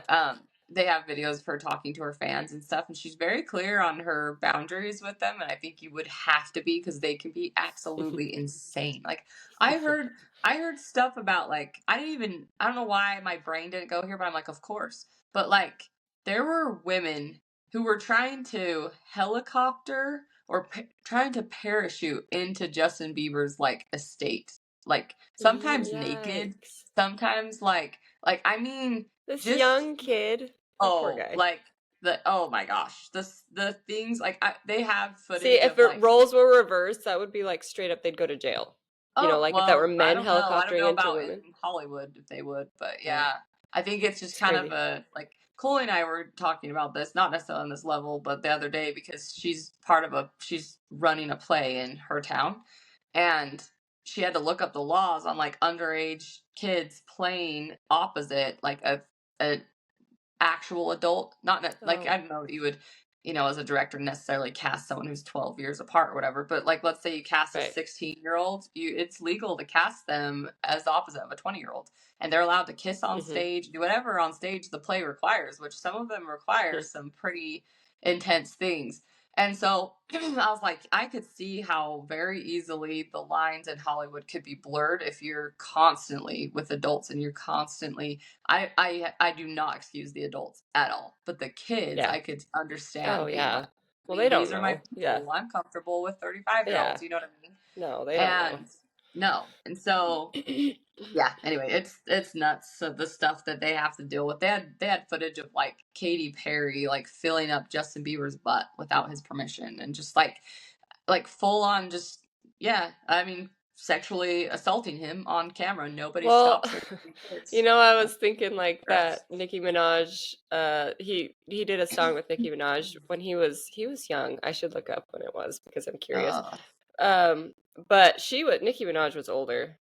Um, and she's freaking creepy. I do not like yeah, her. Anyway, yeah, it's called Beauty and a Beat. Let's see when was that? 2012. So that was, what was that? 10, 11 years ago, 12 years ago. yeah. Um, And I think he's like my age or near it. Maybe he's younger. I don't really know. I thought so he yeah, was he like was eight. So he was 18. So I mean, okay. He wasn't underage, I guess, but still, I'm like the song that she wrote still. with him. I'm like they kind of like if you get the celebrity that's like 30 and they're like, hey, let's write this like sexually driven song to an 18-year-old. Like they're not going to say Oh yeah, no, and yeah, like it just was so blatantly sexual because she's Nicki Minaj and just like he's young and I just didn't like it. I'm like it just rubs me yeah. wrong. I don't It like felt it felt gross. it. Well, Yeah, from what I understand, what's out there right now, with like all the Diddy stuff. I don't know if you've been following any of that, but I he's the haven't. I rapper who saw basically I saw a thing. I haven't seen anything about it, but yeah, I saw a video. he from what I gather, I think it's fair to make the judgment that he is a repulsive human, like Okay. the lowest of the lowest of the low. And I couldn't tell you one thing about him. Is he a rapper? he's a rapper. I didn't know that Okay. either until Okay. watching it. But Like I feel like I but should know that. Chance, you'd be like, Mallory, you live under a rock. I'm like, I know. I mean, But anyway. no, I was the same way because I'm like it. But yeah, it's just I I don't know. also don't listen to There's a rap, so. reason. There's a reason that genre has not appealed to me until recently, though, because there was. I don't. I could be wrong about this, but I don't think there was anything quality and clean in rap for quite a while. You know, back Yeah. in his day, Eminem it was was like the deepest disgusting. rapper. Yeah. Right. Right. So, and yeah, it's still just like the lyrics are so offensive that like to women that I can't even understand how people would listen to that and be okay with it. It just I blows don't. my mind. I don't get But it either. anyway, neither here nor there. If you like P Diddy, you just do your thing. But I think he's so disgusting. Anyway, no one disagrees on that right now. Everyone is like he's a creep who should just yeah, I think he should be castrated at the very least. But anyway, yeah, I'm serious. I'm like I'm harsh on crime. I just he there are alleged like sexual implications that he was molesting young boys and Justin Bieber among them and just gross stuff. So I'm like, yeah, absolutely. You should rot in prison for the rest of your life. Hmm. But um anyway, I think I don't remember where I was going with this, but I think the point I was making is that Hollywood is just like a breeding ground for these kids to be completely sexually assaulted on a Oh consistent yeah. basis to a point where they just Yeah. think it's normal, you know, Yeah. like you're just a piece of meat, and everyone. It's so sad too, because like Justin Bieber came out with that kind of like docuseries on YouTube, whatever, talking Yeah. about basically the sheer trauma of his fame, because that's what it is.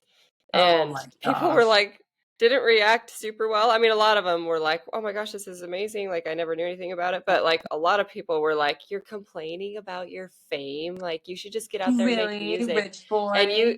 yeah, you gave up on your music and you're so lazy. And like, I was like, this kid went through straight up trauma. And like, Yeah. honestly, I feel like that's on his parents. If I'm being honest. I'm Yep. like, how can Yep. you I. possibly let your child into this industry and just free reign, you know? I. I'm like, oh, I Well. would pull them out a second that I was like Oh. worried about I their safety, They, but like anyway. the reason he even got in bad with P Diddy is because his parents, I suppose, I don't really know how all this works. Maybe they were like strong armed something, allowed him to like tour with him. Like he like stayed with him for a Mm, week or longer or something. And I'm like a gross. young boy with a grown a man who, at the very, very, very, very least, has his own sexual problems. The very Yeah, least, you yeah, know, but at the most he's involving a lot of other people in that. And so I'm like, yeah, holy, I don't know.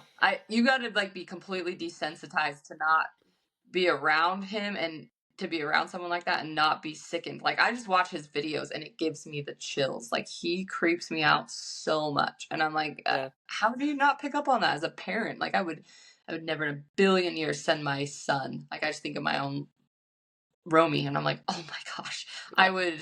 I would chop off a limb before I allowed that. I would give my life before I'd allow that. Like seriously, like that's how Yeah. insane it was that they allowed Oh, him I to changed my mind. I know hang one. with. I Yeah. Um, the only thing I just remembered, I was like, I've heard the P Diddy name before. Like, I know I should know him, but I'm like, I've heard it. I'm like, I know why. It's because that Kesha song is like, wake up in the morning, feeling Yep. like P Diddy. Like yep. That. So I just made that connection like yesterday. I was like, oh, that's Diddy. Wow. Oh, the famous P Diddy. Oh, Yes. the P Diddy. Yeah. It is really fascinating to watch what a lust for money and fame will do to you. Like his Yeah. not that anybody is irredeemable, but his soul is pretty gnarly, you know? Pretty Like dark. Yeah. he's dark. He's gone down a horrible path, and honestly at the end of the day it's like power and money, you know? That's what drives all these people to just Yeah. corrupt themselves. I don't know. It's just not. Yeah. It just seems like such a shallow, silly trade-off when you stand back. I could see how the money lust could get you. Like we're all susceptible to that. But Yeah. standing back, like that was not worth it, man. Like you're such a loser, you know? Yeah. Yeah. Yeah. Anyway. You just look at the wake or Yeah, the fruits of your labor. Just like, Oh yeah. what have I contributed to society? What have I done to improve it, Oh, you know? oh my gosh. Yeah. Yep. Um, so what's fascinating too is like he has this song. Sorry, I went down a big rabbit hole with P. Diddy. I don't know why I'm going on this forever. I don't even know if his name's P. Diddy. I know his last name or his rap name is Diddy. I don't know anything about him. But anyway, His parents Diddy. were That's like, it. let's name him P. Yeah. And our last name is Diddy. It's perfect. Um, but he has a song, and a lot of rappers do, because Eminem has one too. But he has a song about how like he grew up with nothing, traumatizing circumstances. People didn't believe in him. You know, all those kind of same themes, and then it's kind of like a um I can't even believe I'm where I am now is like one of the themes of this song. It kind of comes up several times. And I'm like, I wonder if his circumstances in poverty were so bad, not that he didn't have choice, but that the choice would be a lot harder for someone like that when money's thrown in front of you, you know? Like you get everything you've never had, now say no to it, have the moral character to say no to it. I'm like, I don't know. I don't know that he even had Yeah. a chance to develop that moral character, you know? So, Well, yeah, I think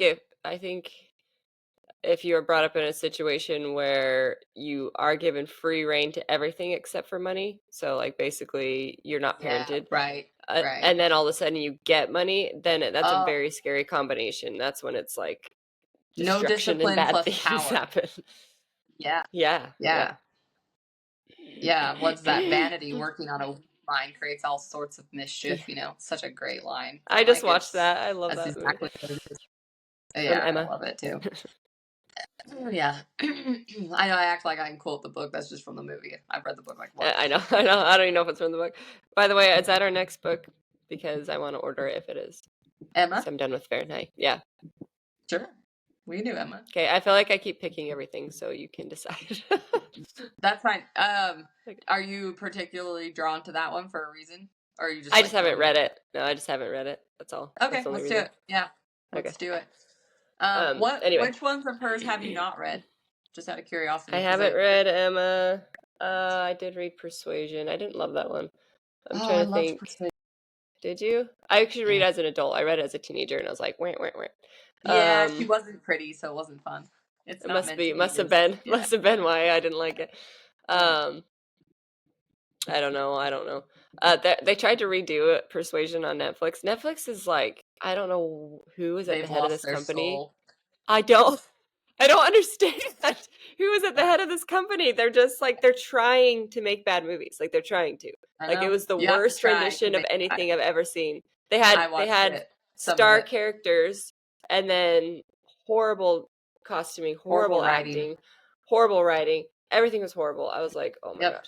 Speaking of Yep. I'm horrible pretty writing, sure. can I go down a horrible writing rabbit hole really quick? Oh, just Anyway, run with it. I hate I will bad writing. run down this rabbit hole. So I was, so my girls were watching Mario, the new Mario movie, on Yeah. my phone, but it was connected to the car, so I wasn't watching. I was just listening. It was a really Yep. interesting way to hear the writing of a movie, and I was like, it Because nothing's sounds, flashy.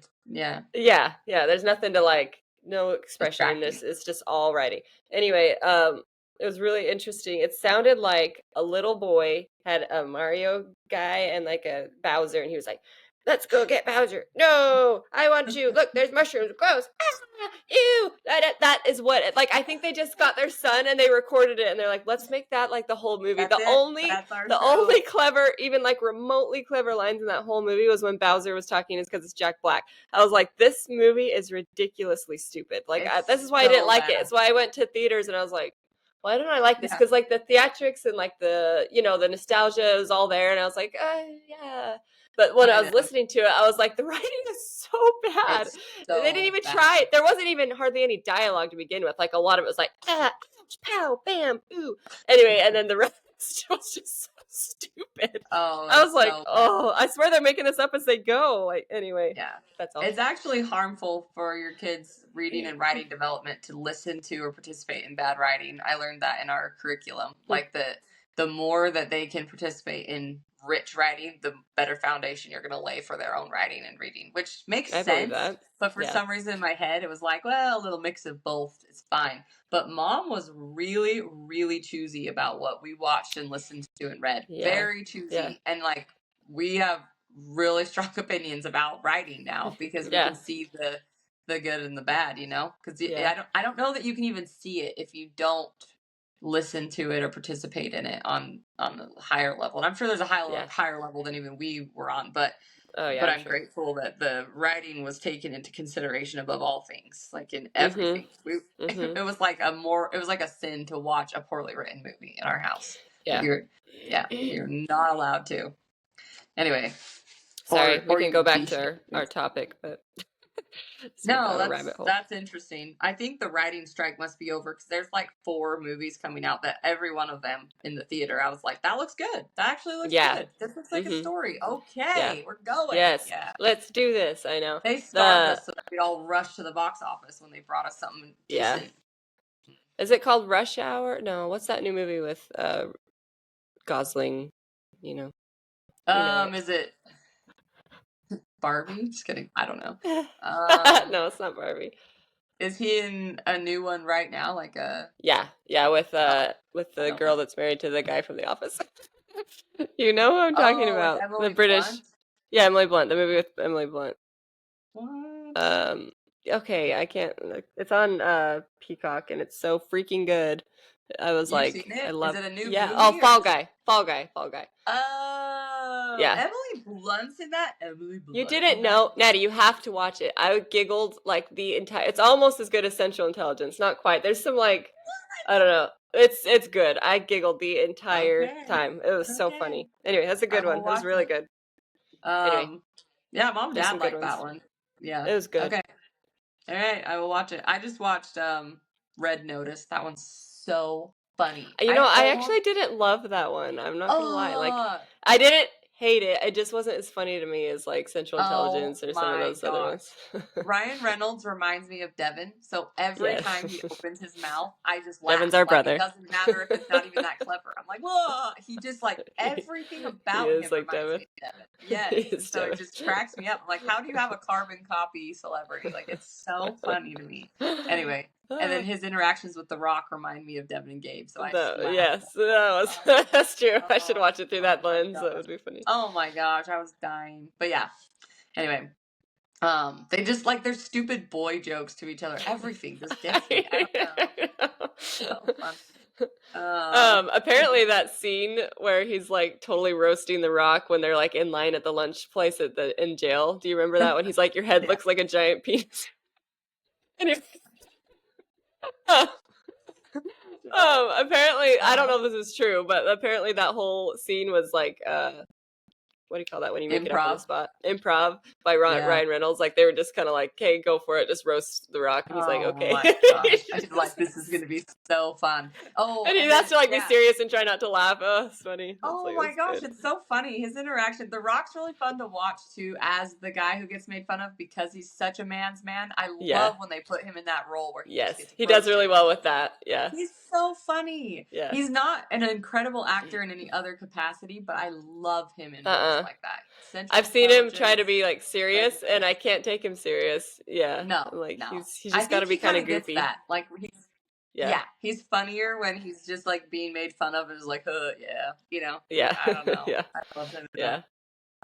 Anyway, sorry, we went on a tangent. Yeah, it's okay. We did. Let's go back to the podcast. I wanted to talk about the bullying thing because I was really interested in that. It actually made me cry. Like, that podcast made me cry, and I've never I don't usually cry in podcasts, but I was like, bullying just always has been so like, I don't know. I've always empathized with it very strongly, even when I was like really young.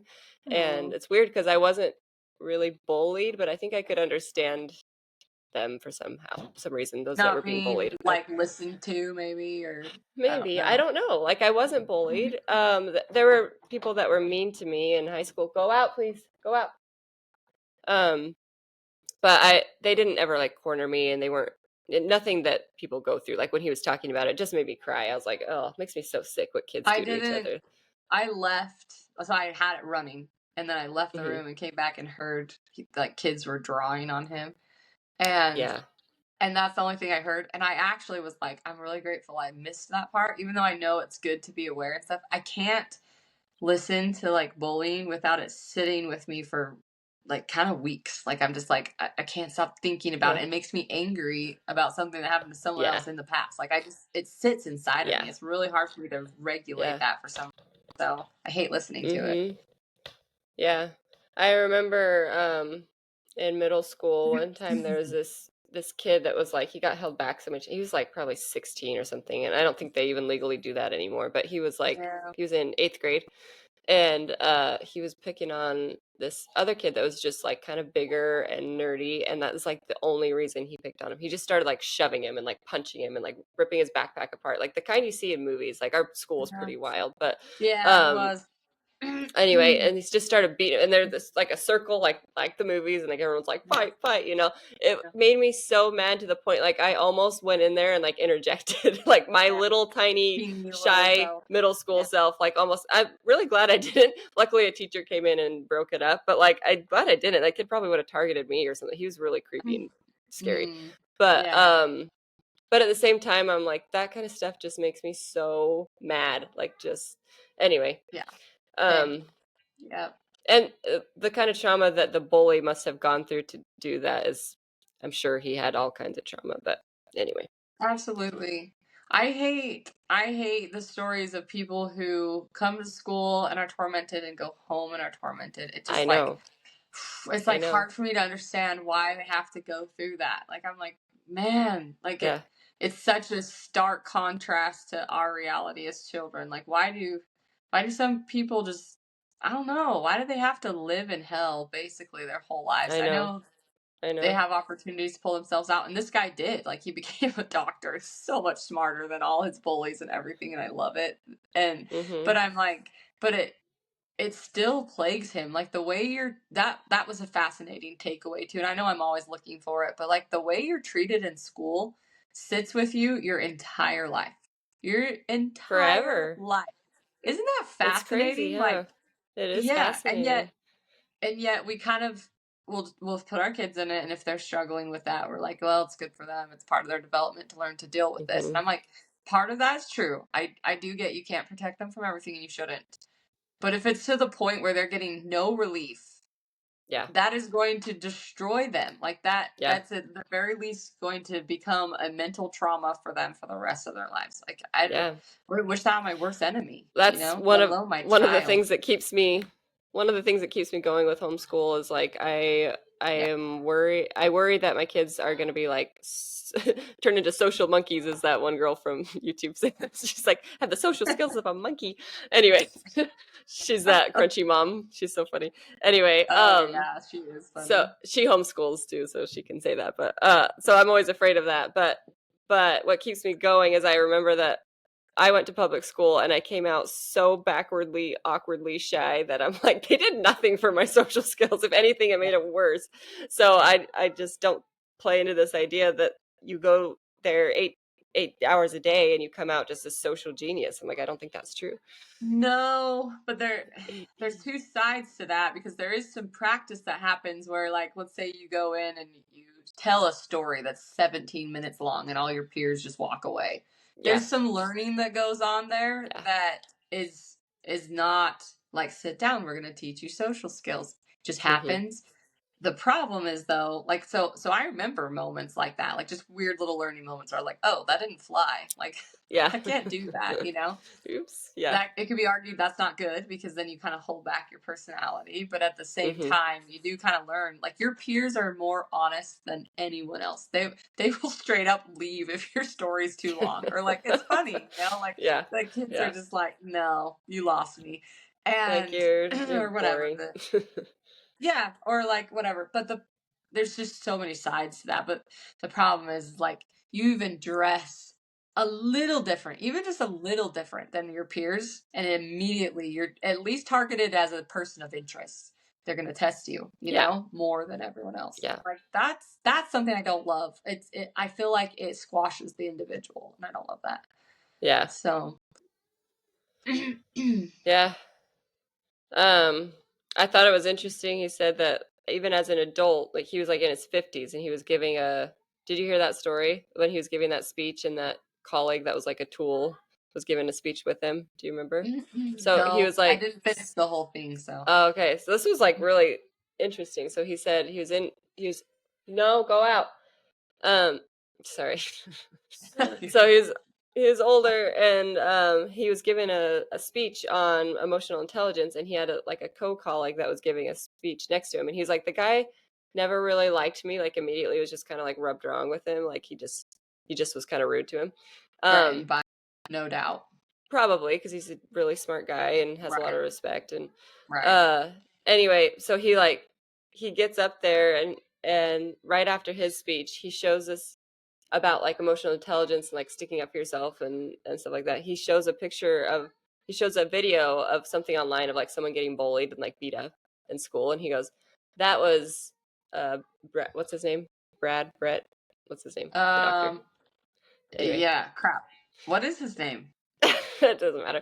That was what's his name before he got his 6 black belts or whatever, and then he just like, He showed that without his permission? it wasn't him actually getting bullied. It was without his permission. It was just a video online of someone getting bullied and he was like making a joke, but he was being a tool. And Ooh, yikes. he was like, that was before he got his 6 black belts, and and then just went on with his speech. And he was like, he said immediately, well, he's really honest. That's why I really like this doctor. Yeah. He's like, I wanted to be really big and like, I'm powerful, I'm a man, and I can stand up for myself. He's like, but immediately I went into my middle school, high school shell, and like I got scared and little. And he's like, I'm in my 50s at this point. I shouldn't be doing this, But he's like, I was that kid getting bullied again. And he was like, I was sitting there in the stage and kind of like retreating and like, you know, watching it backstage. And he's like, but I decided to confront him. And so after everything, he's like, I went up to him and I was shaking and I was really nervous, but I said, hey, what you did right there, that was not cool. And I don't want to see you ever do that again. And he was like, Wow. he said he immediately like flipped his personality, like started respecting him better and was like changed. And he's like, I don't like him, but he respects me now. Anyway, So um, fascinating. Men are it was weird. really cool that he was still scared of a bully at his age, and even though he has 6 black belts in taekwondo or whatever it was, I can't remember what it was, but Yeah. that was part of his like bullying traumas. He got really skilled in his fighting. Right. To defend Anyway. himself, because he would. Yeah. Mhm. Man, that's Anyway. crazy. That's really interesting. It kind of goes back to that, like your what you're labeled as a kid and what you learn to label yourself as based on your interactions Yeah. as a kid seem to become part of your core personality. Like in that developmental stage, it's like really hard to move away from. I wrote down something about labels that might be worth finding because it was an interesting thought from the video. Let me find it really quick because I was thinking about families and how we label each other, and they said something in there. I'll just edit this out. Sorry, give me a second. It's fine. I have like a lot of questions in here for you because it was like talking about introverts and extroverts, and I was like, I just want to ask them out everything. Like, Question me. I Bring it know, on. I know. I have like all this stuff. It's like ask Mal this, ask Mal this, ask Mal You're so funny. this. As if we didn't grow up together. I know. Oh, okay, okay. This was it. So they talked about knowing yourself and how knowing yourself helps you regulate your emotions well. Mhm. Yeah. And so I was like, that's why labels are so harmful to children. If we label someone as like, let's say, even the introvert, right? Like you're the introvert girl. Um, Mhm. that's not really true of you. Like it's part of you. It's a little part, but there's like Yeah. a lot of nuances there. And so when you have maybe an extroverted emotion, it's like, what is this? How do I deal with it? I don't even know what's going on because I'm an introvert. I Yeah. don't do this. You Yeah. know what I mean? Yeah. And that's a weird example, but just something No, like that. Like I know what you mean. yeah, and I think in our families, um, we really label our kids Yeah. and we probably don't mean to or whatever, but I was just thinking about my own kids and what their individual labels are. And I'm like, are those true of them, or are those just the labels I've projected on them? And that's how they're going to Well, and identify. I think you kind of want them to be certain things. I'm not sure why, Mm, but like and then anything that they do is evidence to that belief. So then you're like, yeah. "Oh, see, she's shy because look, she did it again. Like, look, she's Yep. shy." Yep. Like I have one of my kids, most of my kids are introverted, which is obvious because me and my husband are introverted. But one of Right. them is pretty extroverted. She's Everything that she hilarious. does, everything that she does though, I'm like, extrovert, see, look, like she went and made friends right away. And Oh, like yeah. everything is evidence of she's like this crazy like extrovert. And I'm like, I feel like I need to give her space to grow there. Maybe she wants to be shy sometimes, or maybe she wants to be introverted when she's older, whatever. I don't want to like put on her that now you're the only crazy extrovert in our family, even though I think she is. Yeah. Anyway, Well, it's probably fascinating to you, too. You're like, it is. wow. It is fascinating. I'm like, Right. I could just watch you. It's so interesting. She went to Yeah. dance class yesterday for the first time, and like the older two went to dance class too, and their reactions to going versus hers were so contrasted. It was so Yeah. funny. That's Like they funny. were just like kind of shy, and they did good, but they were like, kind of kept to themselves. It was their first day, Yeah. and then Yeah. my other one, she was like just like immediately started talking about how fancy her dress was, and the teacher was like, "Hey, will you turn around?" Because she was facing the back of the classroom. She's like, "Will you turn around?" And she's like, "This is my moment." And she like did a full circle like with her twirly dress, and like the lady was like, Why, just yes, face I the front." will. Anyway, I was Totally giggling do. so much watching her, but yeah, it just like everything they do is kind of like this evidence of, see, they're an extrovert or they're this, and like you just want to project that on them. I'm not sure why, Right. but it Well, is I very think tempting to even do that as like, parents. yeah, even what you would perceive as good labels, like we have a kid who we always call like our sweet boy. Like he's just so sweet. And Mm-hmm. I'm like, Mm-hmm. when he's not feeling sweet, he might not feel like himself if I Yeah. label him as that. You know what I mean? And he Yeah. just himself is just how he's feeling at the time. So Yeah. it's silly to label our kids, but we do it. I think so. I'm reading this book right now. It's actually about marriage, but it talks a lot about differentiation, and they talk about that in their podcast. I didn't Mm. know it was like a common psychology term, Yeah. but it's basically like your ability to be inside yourself. I don't know what the actual definition is, but it's like um I don't need external things to help define me and how I Yeah. behave. Like, I can Yeah. regulate myself. If I had to live on an island, I wouldn't be as happy, but I'd be happy. Like Yeah. I could live, you know? Yeah. Anyway, you don't need all these external forces to validate everything you do. And I think the more highly differentiated you are, the less likely you are to label your kids harmfully, Mm. because you don't need to label them to reflect on you. You don't need them to be the great athlete so that everyone thinks you're great. You don't need them Yeah. to be, Yeah. you know, They can be whatever they the want to be. yep, you don't need them to be the sweet person so everyone thinks you're a great mom. You don't need whatever. Yeah. Like Yeah, I you think don't if that's you don't true. care what anyone thinks, which we all do to some extent, but the less you care, probably the less harmfully you'll label Yeah. your kids, I would I think imagine. that's true. I have a daughter, my oldest is she's always been had a history of being pretty tomboy, but at the same time she's also girly. And Yeah. so like she wanted a dinosaur birthday. Like all her birthdays were dinosaurs, superheroes, like everything, and she wanted to like race dirt bikes, and like it's usually Yeah. that way, but she also loves like fancy dresses and twirling around and getting her hair curled, and I really tried not to just like, Mm, yeah, you're my tomboy, you don't want that, and it's yeah, why tempting would as a you want parent. that? I think because like as a parent you kind of get attention too. Like if she's a Yeah, tomboy, you're kind of like, oh, you're a cool mom, you let them have a lizard for their birthday, and you let them have a snake, and you let her play in the dirt. And I'm like, becomes your anyways, identity too. it becomes my identity anyway. And so I'm really trying not to do that. She wanted to do dance with her sisters, and I like my temptation was like, no, you want to race dirt bikes, like you're not a No, girl, you like don't. you know. Yeah, yeah. Anyway, and racing dirt bikes sounds so much cooler. Like that's rare for a little blonde girl that's like Mm, looks girly. So you're like, no, you want to do this, but she she lives really to go wanted along to, with like it. she actually really wanted to. And so I was like, okay, I'm just gonna let you do it because you want to, Yep, and yep, we'll just see where this goes. So yeah. um anyway, That's good I to think be it's, aware of that. That's yeah, interesting. yeah. Anyway, that's all. Yeah, that's an interesting thought. What was I thinking about that? Crap. Shoot, I don't remember what I was gonna say, but uh, oh, that I can actually relate from the like labeled part of that. And not that, like, I'm not blaming mom and dad. Like, you labeled me as this. More just like the family did and I did. And just like it's part of being Yeah. in a family.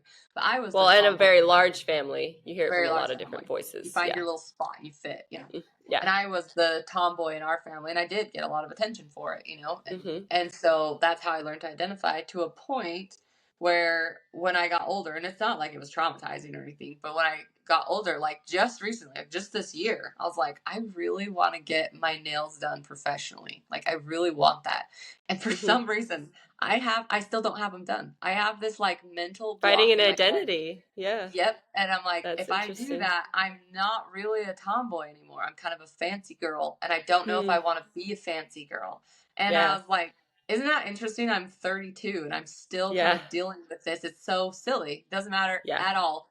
And I did fake lashes and like a self tan. A lot. I really love the girly things, like almost over the top because I never did them younger. So I just Mm-hmm. like love them. I love makeup, like Mm-hmm. all the stuff. I love doing hair, and I'm like, it was really hard for me to accept that in myself, that I want things that make me feel pretty and Yeah. fancy and kind of, Yeah. like a little more careful with myself. Like I'm like, I can't be Yeah. careful. I got to be the wild, Yeah. I gotta crazy get dirty and tomboy. yeah. I got to get Yeah. dirty, and I'm like, I'm 32-year-old mom. I can like be fancy. It's Get my okay. nails done. Yeah. Get my Yeah. nails I done. think that's And true. anyway, it's me holding myself back because of my own label, Yeah. So it's And interesting. I think like one of the labels I've had is like I am not super coordinated or athletic. And I'm from a very athletic family, so it was like you kind of stand out if you're not. So like I was probably the only one actually that didn't do well in sports, and it's okay. I'm okay with it now. But I I think that's identified a as this like Sorry, just have to say, I think that's a mislabel. I don't think that that's true of you, but anyway. well, I don't think I'm super uncoordinated now. I think that I struggled with sports and like I just had a hard time with it in high school and stuff. I mean, and that's just evidence of like trying out for teams and not making it. It's not like I don't know, I can't just like pretend like So that much like I can go was into athletic and it that. wasn't.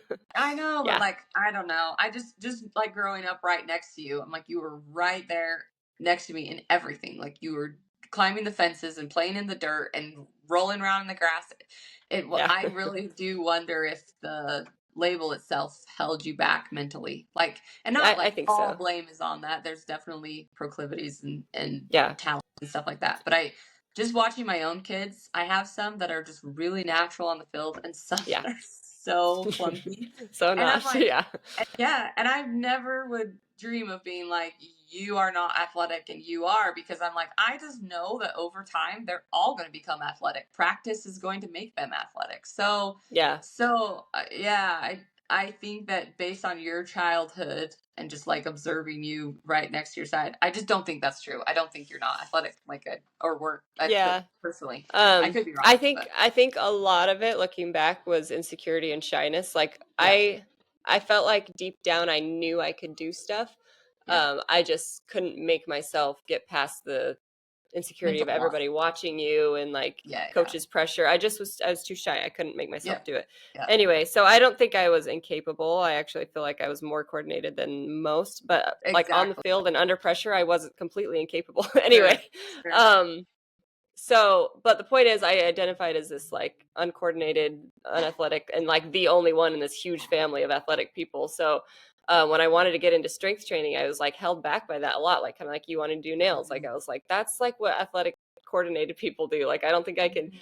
lift a weight or do squats without it falling on me or injuring myself or whatever. And then I just really had to like push out all those voices and be like, I just want to do it. So I'm just going to do it. And it's yeah, it's become like a huge passion for me and it's made me more I don't know, I'm not like super coordinated now, but I feel like You're definitely more in strong control of though. my body Yeah. and not scared of it anymore and Like you could so beat I the feel crap out of me like now. Yeah. I feel like Said it um easier.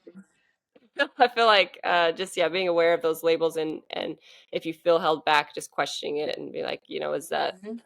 is that accurate or is it just a label? So anyway. Yeah, that's really interesting. And I say all of this because it's true, and not to be like mom and dad, we're labelers are the worst. But I don't No, know that you can I'm not even blaming him. no, I don't know that you can escape a family without labels, though. That's kind of my point. It's like my I know kids I will do it have, to my kids. I try not to, but I do it. yeah, Yeah. yep. So I think maybe, I don't know what you do. Maybe teaching them to self-regulate. I don't know. Not depend on what others think to make decisions, even you know, which is kind of Mhm. scary as a parent. Maybe there's some motivation to like keep your kids a little dependent on you so that they don't make bad choices, you know, like, which is Hmm. not going to help at all. But I do Yeah. wonder that, like, yeah, it feels scary to be like, no matter what anyone says, well, how do you feel? Because that excludes Yeah. you as well Yeah. as their I've guardian. seen parents do I've seen parents do weird stuff. Like I'm going to edit this story so that it doesn't sound like it's so that anyway, Okay. protect the innocent. But Yeah. we'll just say there is a child and their parents said, "You don't like bread."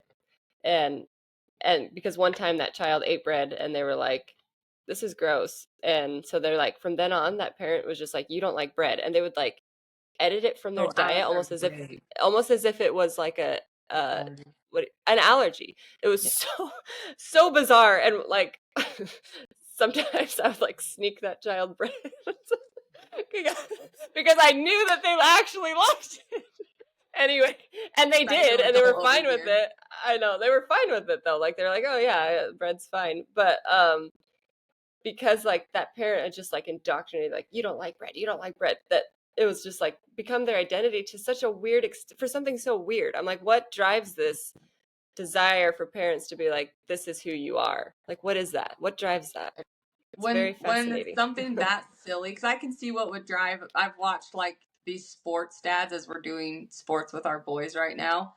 Like if Uh-huh. their kid doesn't win a game or isn't the star out there, they kind of like check out mentally. They're like, they kind of watch, but not like, they're embarrassed because somehow it reflects on them. You know, Yeah. obviously I'm not athletic if he's not athletic. I'm like, what the Yeah. Or nothing they're to kind do of with like, you. "I didn't teach him that. Like Oh he just yeah, is his own. He yeah. wasn't listening to me." I actually think that that's why dads, I don't want to say this like dads always have a hard time with this, but in my observations, the very few cases I've seen where a dad has a gay son, I think Hmm. that they have a harder time with it because they think other men will look at them as they taught them how to be a man. Like they they learned their gayness from their male example, which is him. So it reflects on him. I really think that they That's why they get struggle with. angry. Yep, I think Hmm. that's why they struggle with that. And which is Yeah, so sad for the child. Like it just makes you it hurt for is. them. But Yeah. I've observed that the dads who really struggle with that tend to be insecure men anyway. And Hmm. then you know, and I've only seen a few examples, but yeah, when they have a hard time with it, I'm like, I bet you're having a hard time because you think other people are thinking you're not a good male example. You know, in your world that would Yeah. not be good or whatever. So Yeah. anyway, kind of an interesting thought, but I don't know. Yeah, it is interesting. I tend to see a lot, not a lot, but I've seen it as a pattern for moms. This is not, I don't know, I don't even know how to say it. To where we kind of try and, not we, but there are some moms who try and like give their kids more illnesses than they have. Like Yep. everything's an ER visit. Everything's Yep. a you have this allergy. Everything's like, let me just fix your whole diet. It's kind of like a nurturing on steroids. You're like, okay, Mhm. that's you've taken it too far now to where they think that everything's an emergency. It's going to affect Yep. their adult life.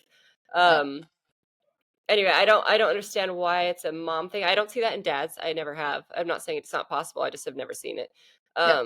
And I wonder why. I wonder why moms do I that. think I think from what I the very few times I've even dwelt on this because I have thought about it a little bit, but I just Hmm. wonder if they identify as nurturer, as mother, and this is a Hmm. way to build that identity. So if their kid doesn't need them, their kid's completely healthy and running around happy, it's like, who am I? If you don't have an injury or some reason to run you to the ER or tend to your wounds, who am I? Because I'm the Hmm. nurturer.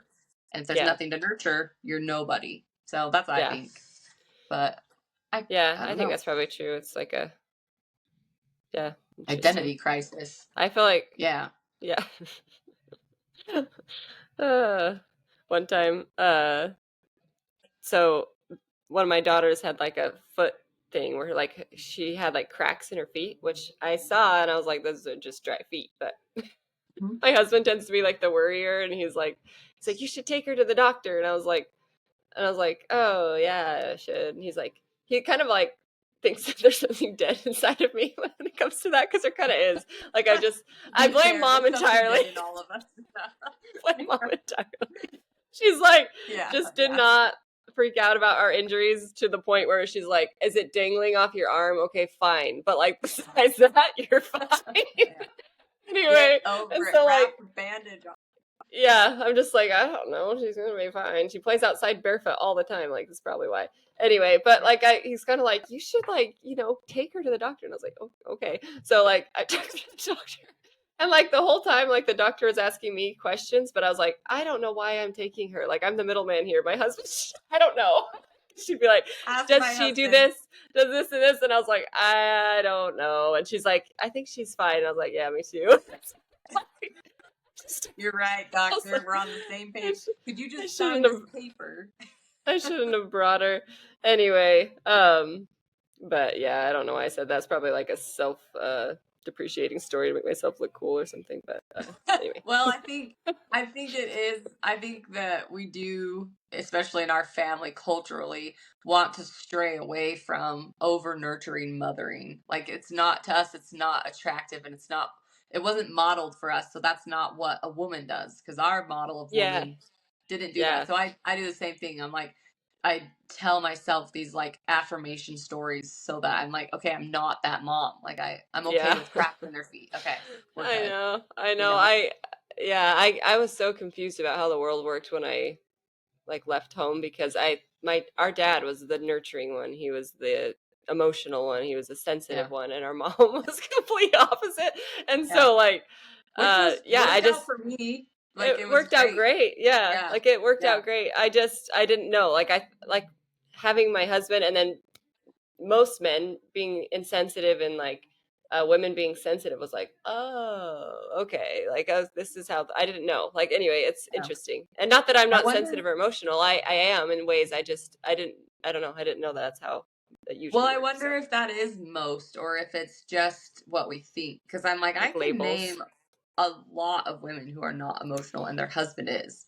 and a lot of men who are, and it's kind Yeah. of like men are insensitive, so it's kind of like you See, that's just the assume thing. that they are. Yeah, Yeah, it's a back to social labels. label. Uh-huh. Yeah, Which kind of makes sense because you do need like the physically strong partner to not break down emotionally every time something bad happens. This is yeah, why like yeah. Corey and I discussed this. I'm like, I actually do think that little boys should not be allowed to just bawl their eyes out over everything. I actually do teach my boys not your feelings don't matter. So I'll be like for example, the other day my kid stubbed his toe. He was crying about it. I could tell because I'm his mom and I'm with him all the time and I know his reactions.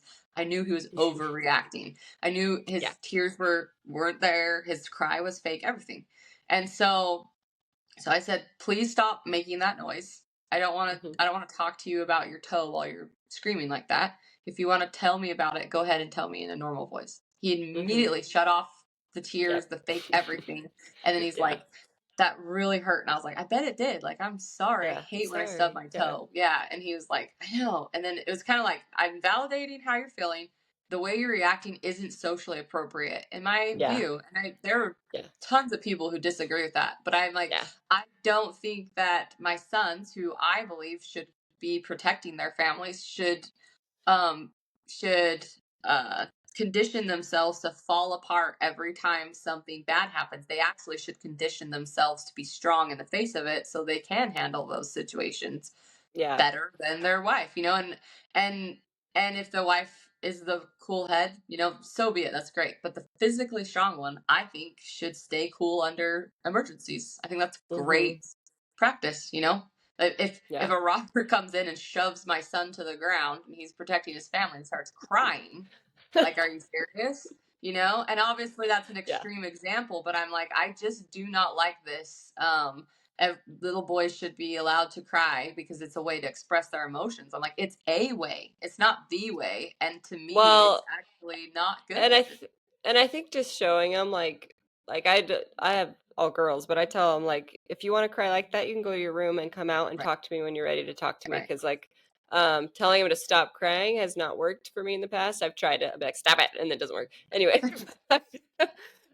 So I tend to just be like, yeah, go in your room and come out when you Yep, can talk to me. yep. And yeah, as moms, we definitely build intuition about what kind of cries are like. I know immediately when my daughter's like she'll be screaming and someone will be like, "Oh, she's crying," and I'm like, "Yeah, she's faking it. I know Yeah, she." it's fake cry. Yeah, I I know know her when she fake is. cry because I have Yeah, many examples of it, and spent a they're lot of all time with her.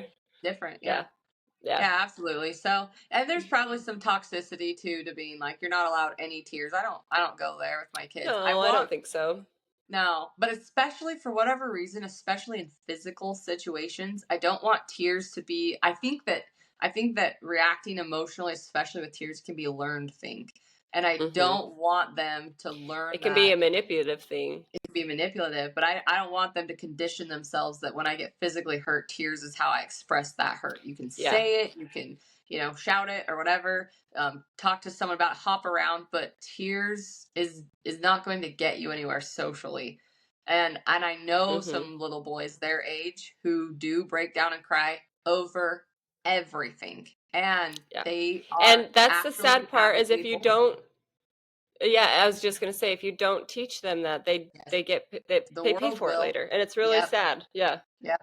Yep. And maybe like in a perfect world, you wouldn't have to teach them that. But I'm like, if I want them equipped for the world they're going to face, I think they do need to toughen up because their peers who aren't learning that lesson are being taught it by other peers in a very negative way. They're being bullied Hmm. like crazy. And so I'm not sure that teaching them that crying every time they get hurt is actually benefiting them. Even if society's wrong, I think that's the best way to equip them for their male peers. Hmm. Root out the weak ones, and you can think what you want about whether that's weak or not, but they do. And so, like, Yeah. I don't really want my boys to deal with that. I want them to be able to Yeah. handle it. So, Yeah. I, No, I I'm with really you. hate when parents, though, too, are like, you're not feeling anything. Stop. I hate that. I'm like, they Yeah. should be allowed to Yeah. feel. They're humans, but Hmm. I yeah, actually have to. That's one of my parenting weaknesses is I tend to shut down emotion just because I think it I makes don't you know. uncomfortable. Yeah, they make me uncomfortable. In the past, I've just been more an emotional person. I'm trying to be more okay with my emotions that actually are in there. I just haven't expressed them over the years. Anyway, and so being okay with mine is allowing me to be more okay with my kids.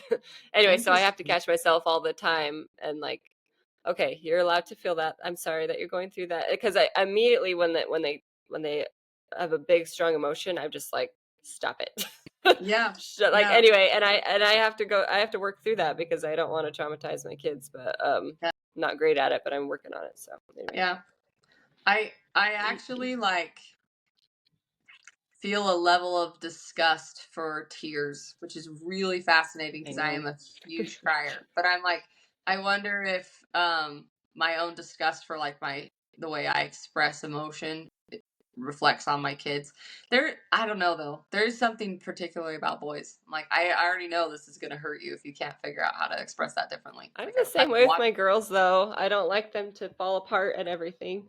I'm like, True. I think that that's a label society puts on women that we're emotional, and it's irritating to me. And so I'm like, you don't have to just fall apart at every when someone blows on you, and use tears as manipulation because women tend to do that, and cry anytime you're under pressure because women tend to do that, and it's irritating. Right. I'm like, I think that's I mean, when you're actually feeling it, yeah, but I just don't like the stereotype of you're just gonna fall apart anytime you have the littlest Or bit of pressure.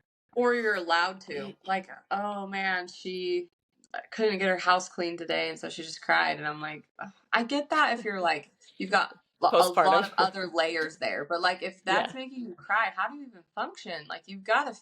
Yeah. And I'm like, that sounds mean and judgy, but more like you've got to figure out how not to fall apart over the little things because life is full of big things. Like that's Right. actually kind of scary. Like you need to somehow work through that. You just can't fall apart all the time. I don't think that's healthy or good or Yeah. yeah. Hey, Gotta go be out, please. ready No to go. thanks. Go out. Sorry. Ma. Every 10 minutes or so, she'll just knock and knock and knock and knock. Oh my Maybe gosh. she'll let me in this time. I have one like that. She is so insistent. Like if I Oh, ignore her, it grows into a volcano. I'm like, one moment so I can go deal with this. I'm gonna go deal with this volcano that is erupting all over the Yeah, place. Yeah. yes. She refuses to be turned away, which is funny to me, but also really Yeah. annoying. Anyway, I don't want to be, I don't know. I'm sure we're going to offend everybody. This is just our opinion. Yeah. I don't think that I don't think I know I do parenting things that are very wrong. And I see Oh, women that are more emotional, are more sensitive, are more motherly than me, and I admire them and even envy them, and I yeah. try and emulate them in a lot of ways. So I don't think it's I'm not sitting here being looked like down on. yeah, I just don't want to be like, I'm sitting here being like, this is the way to parent, and if you do it differently, you're wrong. I just, Yeah, you're right. We shouldn't be judgy um, like that. It's hard not to feel like your parenting style is the right style. I think a lot of people think that right, way. exactly. If you think you're doing it right, you're just like, yes, this is the right way. But Yeah. I don't really think that's true. I think I have seen parents that parent There's very differently than me, and they, I don't know, I have think to they do a get better job than in a lot of ways. So, um, sure. Yeah, I anyway, think emotion out of control is always going to be like instinctively repulsive to us. Anything out of control, I guess. So tears can fall into that, but they're more societally accepted. So it bothers me. It's like that still is a display of out of control emotion, but everyone's like, oh, I'm like, yeah, no, we get it together. Yeah. So yeah, yeah, yeah. my kids probably end up in therapy, but that's where I'm at right now. I know, I know, I know. I don't know. I don't like this. Like, it's like a kind of a new way to parent of like your kids just completely fall apart, and they're older. Like, let's say 6, 7, 8, and they just Yeah. completely lose it in public, like just screaming like Yes. a toddler would. It's And it's weird. this new way of parenting is like, oh, you have to get down on their level and express be like, that's okay that you're feeling this way. I'm so sorry. And I'm like, when it comes to that age, I'm like, Yeah. no, this is not socially okay. You do not get Right. to do this in public. Right. You may Right. go out in the car and collect yourself and then come back. Right. To me, I'm like, there becomes like a hard, what do you call that? Tough love thing that needs to come in when they Yeah. hit a certain age too. I'm like, they're Yeah. not toddlers anymore. You can't just No. coddle them until No. they're grown. Because if Anyway, you do, here's the thing: it's like people will be like, "Yes, of course you can," and you're terrible moms, and maybe we are. But if you yeah. do coddle them, their peers will make them pay for it. I promise. They will make Or them their pay spouse, or dearly. it's like it will So, just come back. yep, Yeah. yep, yep. If Jordan Peterson said like if you don't like them, nobody likes them. I promise. Like if you got to Yeah. actually assess. Some people are not willing to ask this question, but like, do I like all of my kids? And if you Mm, don't, you should probably assess some behaviors because nobody likes them if you don't. I swear they don't. that's Because that's um very interesting. it's an interesting question because and it sounds really awful, but like and love are not the same thing. And I have Hmm. gone through phases with my kids where I'm like, right now, there are some that I kind of tend to push away because they Yeah. bother me. And I'm like, Yeah. instead of pushing them away, it should be like, what behaviors are bothering me? Let's address those because if I don't like them, nobody likes them. Like Yeah. I have As you're some saying that, it's unconditional. making me reflect on like, yeah, there's Yep. some Yep. parenting things I need to Yep. Yep. like homeschool has really Everybody, made me everybody face has it that. though. Yeah. Like I'm like, yeah, we've talked about this before, but putting him in public school was for me was kind of a way to get away from my problem child. I call her my Yeah. problem child, but it's like she brings out all my bad qualities child. I was gonna say, And yeah. What would you call that? Your child that shows you button your pusher. problem. Yeah, I don't Exactly, that's know. what I mean. She brings out my bad qualities. Yeah, Anyway, yeah, she's just my button pusher, and my way of handling it is like go to school. yeah, So homeschool has been very reflective that way, and it's been difficult, but it's also like I've had to face some serious. We've only been actually homeschooling for like a month, but I'm like I've yep, come so far in my parenting. I can't feel like I can't yep, undo that by just sending her back. But anyway, yep. You have to face yourself, and I mean, every day I'm like, my gosh, I yelled too much, I criticized too much, I didn't like look them in the eyes, I didn't like mhm, actually talk to mhm, them about their Pokemon and their, I don't know, like yeah, I every day I could do better. I'm like, gosh. And I'm a mhm, really intense mom. I wrote down on here that mom was really even kill. And I think it created a safe environment for us to develop like who we were. And I'm mhm. very opposite that. So my kids are almost like afraid to be themselves. And I hate that. I'm like, oh, I Yeah. hate that so bad. I wish I I really am trying to work on it, but it's really Yeah. hard for me. That's the So, difficult part about parenting is there's no perfect people. So as you're developing yourself, your kids are developing and they oh, copy you. And you're like, I'm still working on me. Wait till yep, I'm 80 and then you can don't watch copy me. me yet. I'm broken. Yeah, Yeah, exactly. seriously. Yeah, Seriously. So, it's true. And so like Mal said, like if you parent completely opposite of us, don't take our words as like we think you're the worst ever. no. We personally don't think that's the way to parent, but we could 100% be wrong. And I have 180'd on a lot of my parenting opinions as I've Yeah, me too. gotten different children and different trials and stuff. So it just depends. But that's where I'm at right now, and that's just honest. I am really sick of hearing people on podcasts and media and everything just tiptoe around what they really think. I'm like, that's just what I really Yeah, think, but it could change. I So know. That's what I think. I'm like, we're just being honest, and I'm sure we're wrong in lots of ways, but that's anyway. absolutely. So try not to take it too Um, personally. Just listen to us and be like, no, you're wrong, or comment and tell us how we're wrong. That's fine too. yeah. I I would love to have a podcast where people like we could talk honestly but be open to the fact that we're wrong and people would feel comfortable commenting not in a nasty way but like no, I think you're wrong. This is why. That would be I would so actually cool love because that. we Yeah. could learn from each other. Yeah, it would actually be hmm a really cool learning environment. So, I yeah. feel like the internet would be really fun place if that could Hmm. be the culture. The You know, collaboration people that would if people happen. were like, you know, this is actually offensive because this and this and this, and Yeah. maybe not even this is offensive, but this is, you know, this is Yeah. my perspective. It just Yeah. kind of opens up conversation instead of you're a sexist, racist, bigoted, you know, whatever. I wonder if, and maybe we ought to just implement this on our own platform since it's the only thing we have control over. But if someone is nasty and says something really mean, maybe our company protocol should be ask them more questions. Like, why do you feel like that? And hmm what is it I said that made you feel that way? And where are you coming from? And what's your perspective on this? And just more and more and more questions until we get to the root of why they felt the need to like write something like that. You know what I mean? Because Yeah. I'm like, there are people, and I include myself in here. I become a keyboard warrior in the nighttime for some weird reason, In the night time. but there are people who feel a need to just say mean things online, but it's coming from somewhere. It's not born of nothing. So if you can be Right. mature enough as the owner of the platform, whatever that is, to make a real conversation out of it, you have quite a lot of control there if they're willing to discuss with you and if you create a Yeah. safe environment, you I know? think that's why this podcast with Andrew Huberman got me so excited because it gave me hope that you can create a culture online that is conducive to learning instead of yelling Yeah. and Yeah. and Made me and it ashamed just of made myself for sure.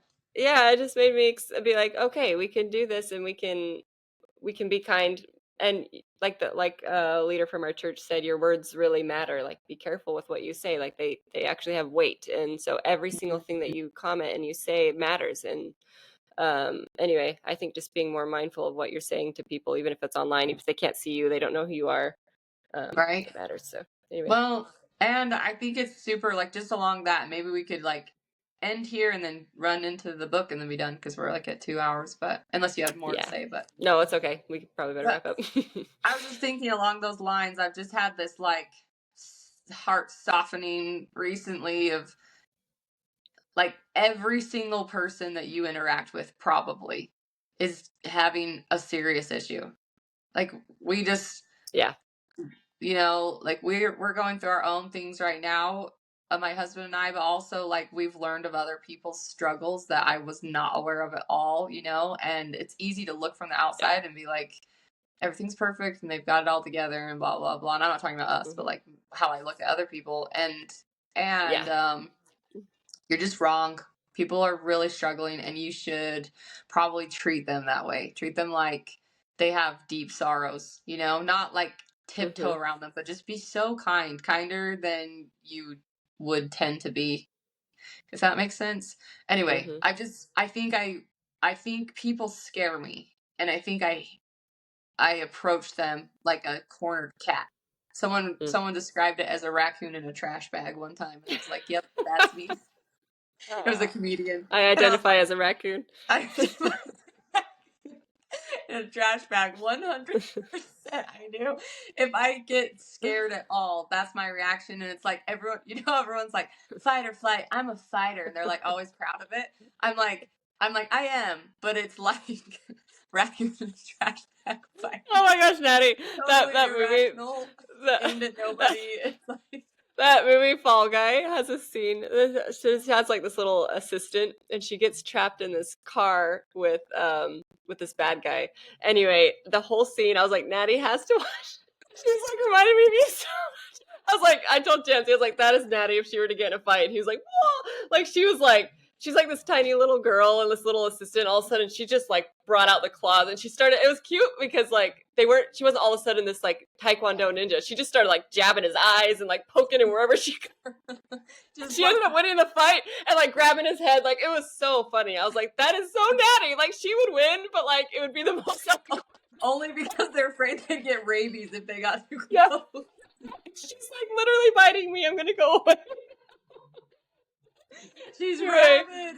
Oh, this is funny. Yeah, it's true. Well, that this is actually like a much sadder version of that. But I was reading Yeon Mi Park's book about escaping North Korea, and she talks about getting away from a rapist. Someone was trying to rape her when she was 14, and she's like, I fought like a caged tiger, and he backed off. And I was like, she was a tiny 14-year-old girl fighting a grown man, and it was so frightening how like crazy she was, which that's not the right word because he would be, but like you know what I mean. That he backed off, and it kind of gave me hope. I was like, I think if you were like just insane enough, 90% of assailants would at least back away for a minute long enough for you to run. I was like, that's interesting. She's a teeny little 14-year-old, so yeah, that is interesting. That's such we should do that book on here sometime. Oh my gosh, it's so powerful. Yeah, we should.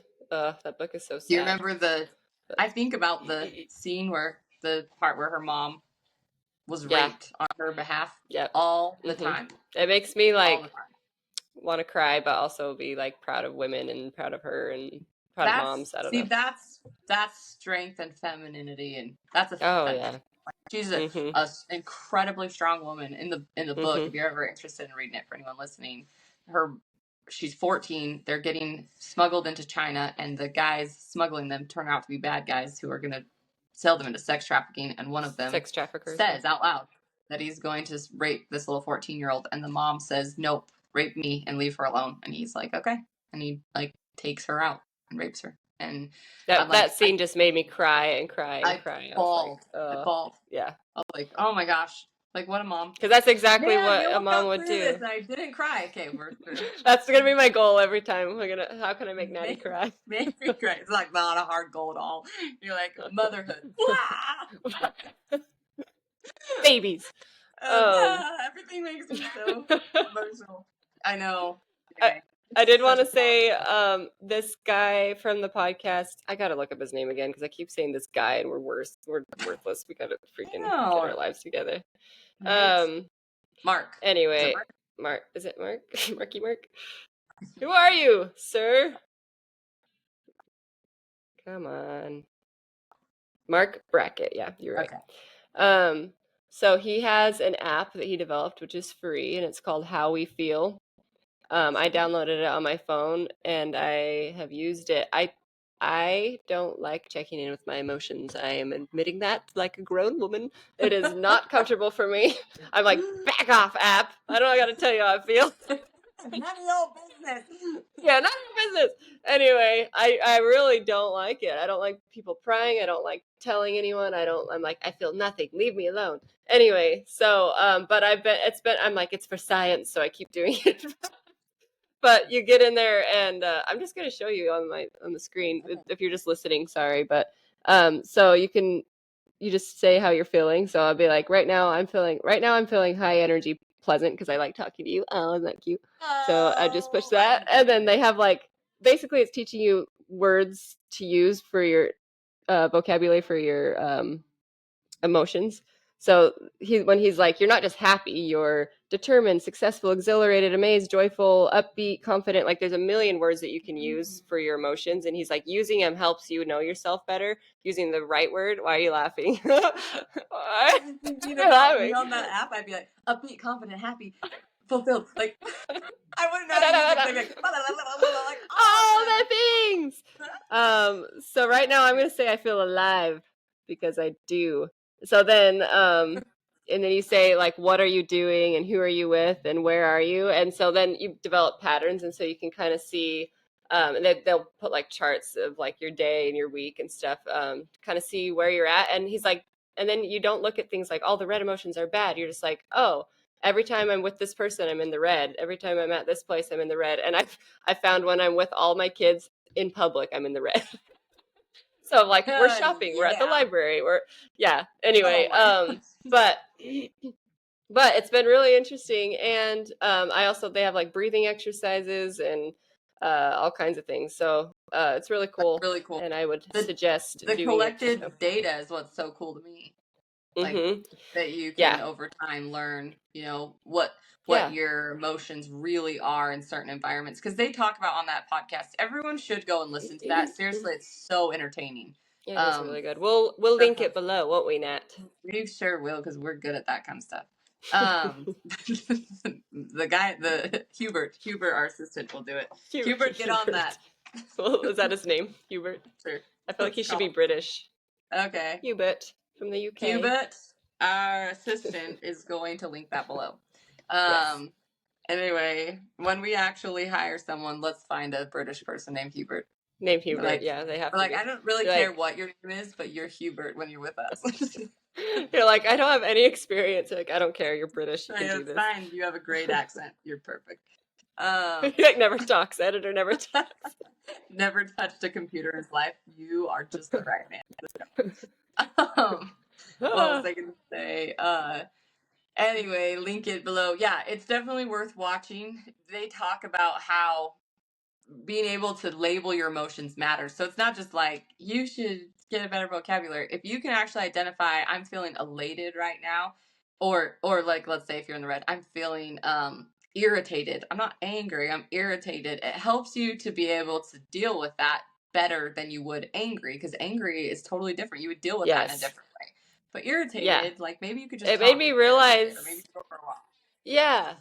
Exactly. It made me realize how many nuances there are in the English language. I kind of thought we kind of had a handicap there in the English language as far as like words go, because I was like, love means so many things. You love cheese and you also love your husband, like I'm like, that's so dumb. But there actually are a lot of words, we just don't use them. Again, back to the emojis and not communicating well. They were right. I take back what I said. Anyway, so he had like we're boomers, dang it. By the end of this, we've talked our way out of everything, and now we're boomers. We're now 65. So, that's how I identify. A 65-year-old raccoon. So such a wonderful image. That should be our logo. Like little raccoons. Oh my gosh. I really will make a t-shirt that's like a raccoon in a trash bag. Anyone who gets me can buy it. Do you have this personality type? Anyway. Okay, so he had Andrew Huberman do like an exercise. He's like, so what's the difference between anger and disappointment? And Andrew, who was a very brilliant man, was like, I don't know, like I don't know. He like couldn't really find the words. Anyway, it's kind of interesting. So he said the anger is perceived injustice and disappointment is unmet expectations. Anyway, so they're different. There's a nuance and there's different meaning to them. I just thought that was and you'd never, like 99% of people would not be able to pull those definitions out of their butt, so to speak. Sorry, no.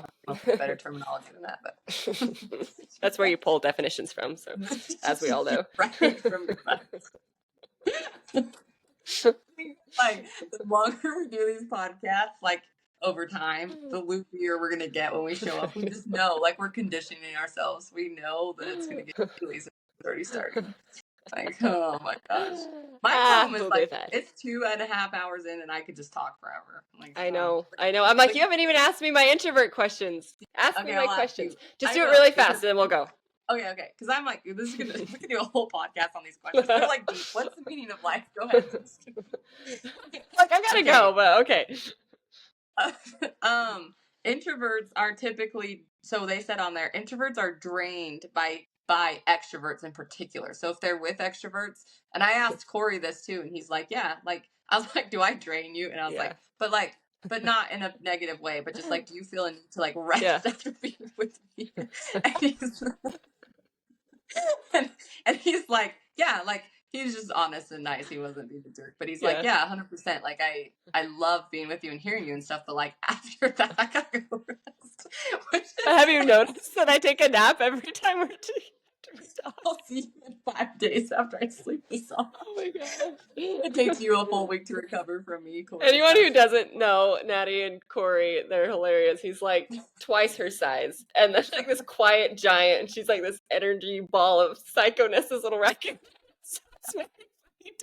It is.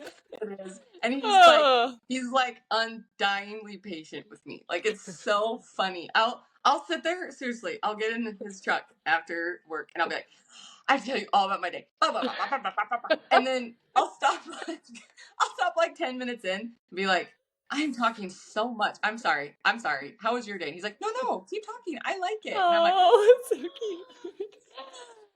I love you guys. No, it's so cute. He's just so cute to me. So I'm like, oh my gosh. I'm talking. And you know what? I like to say this because I feel like when people are like, I have a perfect marriage, it makes everyone sad. We do not have the perfect marriage.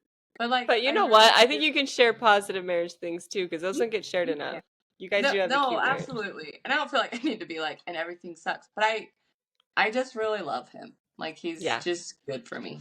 So, like, with all our issues, he's good to me. So, anyway, I don't know where I was going with that. Let me ask you. Okay, that's what I was going to ask. Extroverts drain you. So, here's the thing. Is like, you don't drain me. And I don't know if that's because I grew up with you. You hesitated. No, I'm serious. No, I'm serious. Yeah, you hesitated. No, I'm serious. Like, talking like this energizes me. I'm gonna be like an energizing bunny after this. Like, I think deep conversation does that, and especially if I know you really well, and I know you very well. So, that doesn't drain me. I don't know. I'm trying to think of like crazy extroverts I know. Well, like our family. Yeah. Our family like 90% extroverts. Yeah. Are you tired after family reunion? Yeah. Okay. Yep. Okay. That's I know, poor Mal. It's like you and Matt have to face the world. The rest of us are psycho. I know. I think, well, and Mom's definitely got your back. I think that a lot of us, Gabe's kind of introverted too, though. Like, I think a lot of us are mixed, but there's some strong introverts and strong extroverts. So it's like, it's funny. We all like to be together, though. We're all so different. Yeah. But, like, for the most part, we all enjoy each other. Yeah, I think so. What was I going to say about that? So I am curious, like, I wonder if you are drained by an extrovert, like, I wonder if I really am not asking Corey enough questions that, like, fill him up. Because I do tend to just talk, and he tends to let me. So I'm like, I wonder if I really did, like, truly and honestly, I'm not, like, trying to put myself down, just thinking out loud and tell me your thoughts. If I were to, like, dig and be like, how was your day? And tell me how you felt and, like, what this did for you. I don't know. Would that be more? No. Okay. I wouldn't like that. No, the reason that they are drawn to you is because they don't have to think and they don't have to feel for a minute. And maybe that's not healthy, but it's like there's times when you want to talk, and I think that's when you should just be quiet and let them, because it's rare. But for the most part, if they're listening, they want to listen. At least that's for me. Like, I'm like, I'm here because I want to be here, and I don't, like, I would leave or something if anyway. So talking is good. Okay. I don't like to be dug into when it's unnatural. It feels very like, get out of my space. It's like this app. I'm like, I'm not even friends with you, app. Like, get out of here. You don't even know me. You know the app. Yeah. I think, like, I was just thinking with Corey, I think, like, when the little butterfly does land on my hand, I, like, squash it, and I'm like, and moving on. Like, I'm not interested in history. Let's talk about something else. I'm like, that's so mean. He lets me talk about the dumbest crap. So I need to get better at that. Okay, that's true. An introvert's words are rare. I'm going to take that into my heart. Thank you. I will say, like, my husband talks about, he'll go into, like, nucleus stuff. Like, I can't even repeat it. I don't know what he's talking about. And I'm just like, Every man has his nucleus. There's an audience for this, and it's not me. Go find an online forum and talk to them. Go find your engineer nerds and talk to them. Anyway, I don't know if that's introvert or extrovert or just boring topics. Well, I guess that's true. There are some things, like Corey and I definitely meet on some things, but there are other things, like if I were going to talk endlessly about like the nails I wanted to get done and how pretty they were, he would poke his eyes out. But like he was actually and sometimes like, I watched her like sometimes the whole I'll process was so cool. Sometimes I'll like, if I know that it's boring to him, I'm like, I know this is boring to you, but I just have to say it, and I'll just be like, this is the girl's entire dance schedule, blah, blah, blah, blah. And he's like, I'm not even going to be there for that, but thank you for sharing. Anyway, and it's fine, and we're just kind of patient with each other when it comes to that. Like, I'm like, I know you don't care about blah, blah, blah. Anyway. It's true. So I will say this too. I have observed, and I have done this too. So this isn't just like everyone else does this, and I'm a pick me girl, blah blah blah. Okay, but I have observed women who complain about their husbands not listening to them do not listen to their husbands, and it might have to start with you just listening to their boring history or engineering stories. And I could do better with this. I need to do better with that because I'm like, I'm so checked out. And he knows it. It's our joke. But I'm like, I can't listen. I can't. And, but like, if you want someone who can listen to you, start by listening to them. Even if it's one-sided for a while, I bet that it will come back to you over time. I think that's true. Yeah. It's fair. Okay. I don't really have anywhere to relate to that, but yeah. Yeah, no, yeah, just a thought. Okay. Mallory. Chancey's a really good listener. That's why. What's that? I just said Chancey's a really good listener. That's why I can't relate. Not because I'm like, we're perfect. He just is a good listener, so I don't. He is like a good listener. Yeah. Anyway, Corey is too. Fight for that. Yeah. Poor Corey. Sometimes I just like feel bad for him that he's married to me. I'm like, I like, you didn't know what you signed up for, you just got it. I don't know. He's cute about it. Okay. Yeah. Okay, so I was noticing that an introvert power, we were at a football game last night, and Corey sat in one spot and talked to one person the entire night and had a really good, deep conversation with him. And he probably had so much fun, didn't he? He probably was like, that was fun. Yeah. He loved it. And it totally filled both of them up, him and his friend. They just like both walked away happier and lighter and better. Yep. And they went deep. Like they talked about stuff. So I'm like, you talked about that at a football game? Like that's awesome. Yeah. Yeah. Anyway, and then in contrast, I was walking the track because I was so antsy at the football game, and then I would stop and talk to like one person, like, how's your day, blah, blah, blah, blah, blah. And then they'd like tell me for 10 minutes, and I'd get like surface, like, oh good, I'm glad this is how this is going, and then I'd keep walking, and like 20 people just like that. And so it was like a total display of both of our powers, because both of them are, but I walked away feeling like I kind of wish I had more introvert powers. If you don't hear deep, sad stories ever, like you think everyone in your life is doing really well, you probably aren't someone safe enough to talk to. And so I was like, oh, like, and that's fine. People talk to Corey, like they tell him all their problems between the two of us. And that's cool. But I was like, I'd like to do better with that. I'd like to be someone people could, like, a little butterfly could land on to lots of things. So anyway, yeah, I thought I think, I don't know. I don't know that being an introvert automatically makes you a good listener, though. Like, Chancey is an introvert, and he's very, like, people will tell him stuff that I'm like, they told you that? Like, that is so deep and personal. And he's like, yeah, I've just built that trust. And I'm like, it takes me years to build trust with people. I think that's because I don't know. I have this weird, like, I don't want people to depend on me thing. It's not healthy, but I'm working on it. Anyway, and I also don't like being vulnerable. So it's really hard for me to build friendships. I guess that's where I'm going with that. Chancey makes them really easily. And so people tell him things very deeply, very quickly. And for me, it's like a long, long, long time. So, yeah, I don't know where I was going with that at the end. Well, I have something to add to that. I was listening to the Andrew podcast. I actually think I don't know if you fall into this as much as I do, probably not, but like culturally as a family, I think we're pretty judgy. I know I am. And people are not going to tell you stuff if you have any judgment in you. And Chansey and Corey are just not judgmental. Like, people can tell them stuff, and they're not like, I bet that this is why they did. There's no analysis after. There's no, Yeah. like, treating them different. There's no, like, it's forgotten. It's just like you can, like, put it in the vault, and it just goes away. And I was like, I could actually really work on that. And I don't like to think I'm the kind of person who, like, thinks the worst of everyone, but I do love to analyze everything everyone says and, like, what was the meaning behind that? Why did they do that? And, like, I think and that's a sometimes I do female go thing. It's not in general, but I think that's kind of a can be female thing female. too. Like, we like to take pick things apart. Analyze. Yeah. Anyway, it just made me realize, like, I think that's my biggest failing and why people won't talk to me. I think I'm too judgmental. I don't know that that's it for me, because I feel like I'm not super judgmental. I feel like I can handle most things people tell me without being like changing how I perceive them. I get like shut off. Like, it's almost like a protective thing. When they start saying something deep, I'm like, like, it's like too much too soon. Keep it yourself, bro. I don't know what it is. I have to know. I'm just so careful with who I let in. I don't know. It's weird. Like, I have to know them so well to build this.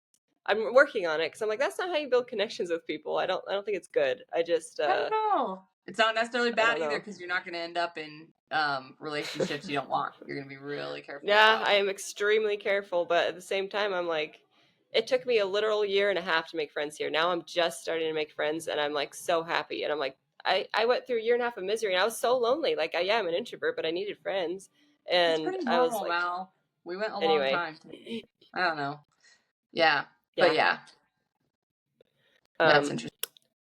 There's maybe, like, it's like that thing we talked about, competence and warmth, but in a different way. It's like your competence, in the sense that people can tell you stuff and you're not judgmental, but you could use more warmth, like more invitation, like you said. Yes. Yep. And then I'm like, come 100%. On in, and then I'll judge you when you tell me anything.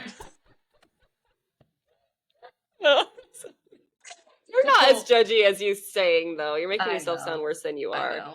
Like, I feel like you can handle a lot that people would tell you. Totally. It's just more like, I just wish I wasn't judgy at all. I wish I was like Jesus. Yeah. That's not true. I wish I was perfect. Yeah, not even perfect, but I just wish I loved people that much. I really do. Yeah, unconditionally. That. Yeah. Yep. I agree. Anyway, okay. What does the perfect party look like to you? Okay, well, hold on. There are rules, and you have to answer very thoughtfully. So there are rules. No budget whatsoever. You can spend any money you want, and there are no limitations, like social limitations. Like, that's not how people party. Like, if you want to like sit and do yoga and eat shrimp, and that's your perfect party, that's it. Like, you have to really think about it, and then how many people are there? What are you doing? And what's the setting? Oh boy, the perfect party. It would be. Can I say who, or like does it have sure. to just I don't be care. Like the type of person? It'd probably just be my sisters. You list the people and accept you're not invited. You're not. No. Like I said, I'm very careful who I let in. So let's probably be my sisters. And we would probably just be talking and eating snacks. So that's like, that is a party that I would leave being like, that was the funnest thing I've ever done. Okay, and like, that's what we could even do something spontaneous together. Like, let's all go dancing together. Like, it doesn't even have to be like we're all quiet at home. It's just like we're all together. And anyway, as long as you're with your comfortable people and there's not a ton of them, that's your perfect party. Yeah. Okay. Yep. That's fascinating. And like, as I'm making friends here, like I've got a couple moms that I'm friends with. Like, I would do that with them too. Like, just us. In fact, we're planning a girls trip soon, because not like a trip, but like a girls day, which is rare for me. I never do that. So I'm working on putting myself out there. Anyway, so to me, that's going to be, I'm very looking forward to that. It'll be fun. There's just 3 of us. So anyway. You're going to probably find with homeschool that you're going to just like get over your, fears easier too, because you need to get out. I think I've like, it's a necessity at this point. Like, I have to go to mom's group. Otherwise, because before I'd be like, I'm too tired, I don't want to make friends. And now I'm like, friends, talk to me, everyone talk to me. Yeah. Yep. Yeah. Anyway. I'm glad. That's awesome. Yeah. Okay, that was very interesting. They talked about that on the podcast, so I was like, I Yeah. wonder what Mal's answer would be. Okay. So they said that extroverts need attention. And I thought about that, and I was like, I really don't think I do, because I think I know everyone who knows me is like, yeah, right. But I'm like, I think I could live on an island by myself and be pretty content. I have like a lot of things I like to do by myself, but I By love yourself, though? attention. No, By I'm not yourself, saying self? yes. So I'm not saying I wouldn't go crazy and stuff, but I think I Okay. could just be like, this is my lot. Like I can find a way to be happy. Yeah. Yeah. I don't need attention. I don't think. I could be wrong about that, but I love attention. I love it. And so I'm not like Oh. yeah, I'm not like lying about that. I really love it. But so for the reason I think I know this about myself is because there are situations where attention doesn't come to me at all, and I'm fine. I'm like, yeah, like that person deserves it in this moment or whatever. So I'm not like, they're getting more attention than me. Yeah. But when the attention does come on me and I deserve it, oh man, I just love it so much. So I'm like, that's more my extrovert experience. And so I guess I wanted to clarify that, because it kind of bugged me when they're like, extroverts need it. I was like, I don't think that's true. I think if you're No. differentiated enough, you don't necessarily need it. Now there are definitely times, and I'm not saying I'm like, I'm the perfect extrovert, but that's not Yeah. really my experience. I don't feel this Yeah. like rabid need to go out and get it. But man, when And it there are comes, people that are, though, and you can think yeah, of who they are, you know, yeah, like that are just yeah, like attention seekers. They will literally do anything to be the center of attention. Yeah. And I think yes, that's kind yes, of almost an unhealthy interpretation of extroversion, I feel like. Don't you? yeah, But I don't yeah, know. What do I know? yeah. It kind of was. It was unfair. Yeah. Yeah, and Um, coming from two men who are a little more introverted, so I get it. I think what bothered me is like, so introverts are like, everyone misjudges us, and it's so annoying. Extroverts get all the attention. I hate being labeled as like a attention hoe. I'm like, you were gonna say whore. oh well, that's not a nice word on YouTube. I I don't like that, because I'm like, I do think that I have matured to a point where I'm capable of not being the center of attention. Yeah. So if I'm getting attention and I'm finding a way to bring that to me, that's my personality. I love it. Yeah. But if it's not appropriate, I do feel like I can be okay with that. So yeah, it felt like they found the most immature experts they know, and they're all like this. I'm like, I don't think that's true. And there are Yeah. some way more mature than me who are handling life even better. You know what I mean? So I'm like, that's Yeah. not really fair. Anyway, Yeah. so I feel like I need to stand up for extroverts everywhere. I just needed to stand up for extroverts Clear everywhere. the air. They were wrong. Okay, so I asked you about resentment. Knowing yourself. Let's see. Do you love texting more than calling? Love texting. I think the older I get, no. But I Okay. used to. When I was a teenager, I like almost couldn't call because I was like terrified. I would like sit there like for like calling about a bill problem. Like I would sit there and be like, okay. And then I'd like practice. Oh. I'd be like, hi, I'm Mallory and I have a bill. What? No, I'm a Bill and I have Mallory. And like, anyway, and I would just like, I would like, seriously, that's how I would handle it clear up until like, gosh, probably like 5 years ago. So not, I mean, too long ago, to where I was like, okay, like you kind of hit a point where you do it so often that you're like, okay, I just have to suck it up or else I won't have a home and stuff. So, Yeah. whatnot. Anyway, Silly things.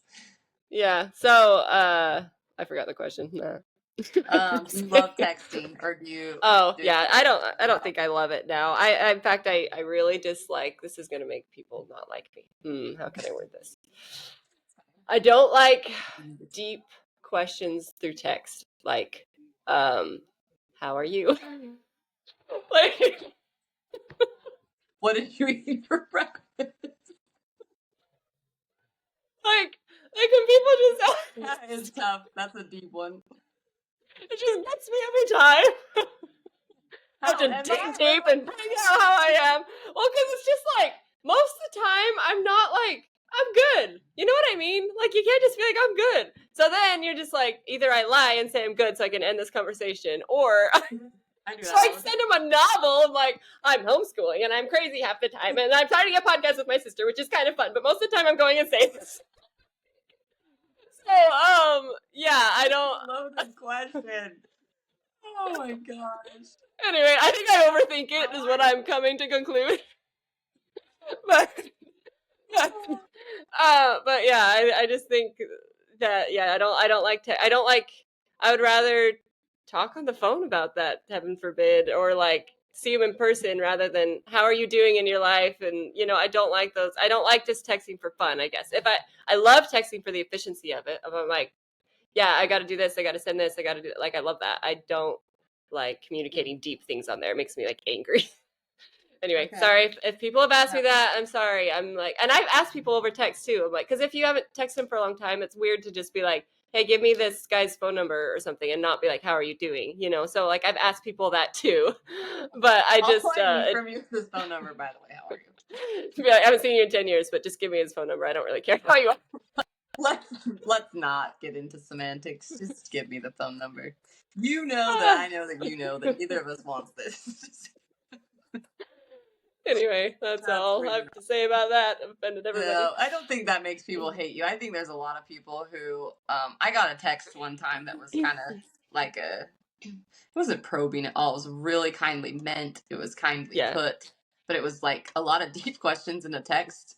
To me, they were deep, and to someone I didn't know well, I just kind of knew him. And I was like, I'm not gonna answer that the way that you want me to because it didn't seem appropriate. It felt like that felt like a face to face. So maybe that's the line there with text is like if you can tell the difference, maybe it's fine. But if you're gonna have your hardest, most difficult conversations through a text, then that's probably a problem. So yeah. I don't know. There's certain people like my sister-in-law will ask me how I'm doing. I think we built that relationship though. And I'll just like I text her all the time. She texts me all the time, and it's like long things, and it's fine. We've just built that like texting relationship, I guess. I don't really know how else to explain that, but anyway.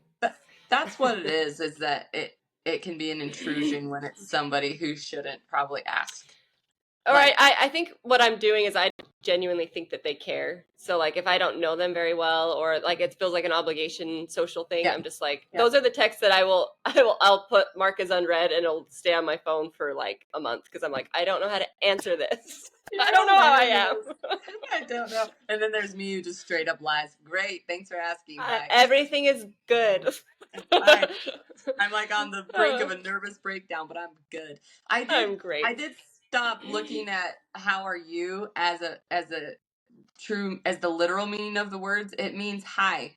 And so if you can look at it that way, it's not really a lie to be like good because that means hi back. And then if you want to go deeper, then that's a gateway to it. I realize that because I know a lot of people who get really bugged by that question. I know you're not saying that because that's different. It's text. But when you're out in public and they say, hi, how are you? And you say, good, how are you? All that means is hi. Yeah. And then it's kind of this little door, and then you can be like, how's your No, that one I don't freak out about. It's just like when they're, through text. It's just like, how are you guys doing? How's life going? That's when I'm like, Yeah. I'm with you because it's so loaded. You're like, wow, there's so much I could say, but I don't want to. Yeah. It's just about like, do you really care? I don't know. Yeah, that's what it is. I don't know if they care. It's like you said, your sister-in-law can do it all day long. It doesn't bug you. So Yep. So don't text us unless you're our besties. Build a texting relationship with me first, which you can't do because I won't answer your how are you questions. I heard someone call their son his name in a Valley Girl voice the other day. It was awesome. I'm just gonna make up a name. It was like Tanner or something, and she's like Tanner, and I was like, and I was like, how would you like growing up? Like, what would your worldview be if you grew up thinking your name was Tanner? And so Tanner. Like, what's your name? Tanner. Tanner. Like the way she said it was so funny to me. Yeah. That was see, I'm judgy. That was me being judgy. Strike that from the record. I'm sorry. Strike. I don't know. Strike. Consider it strike. I don't know anything about her. It is stroked. Don't say that. Stroke. The record has been stroked. What podcast is this? Record has been taken advantage of.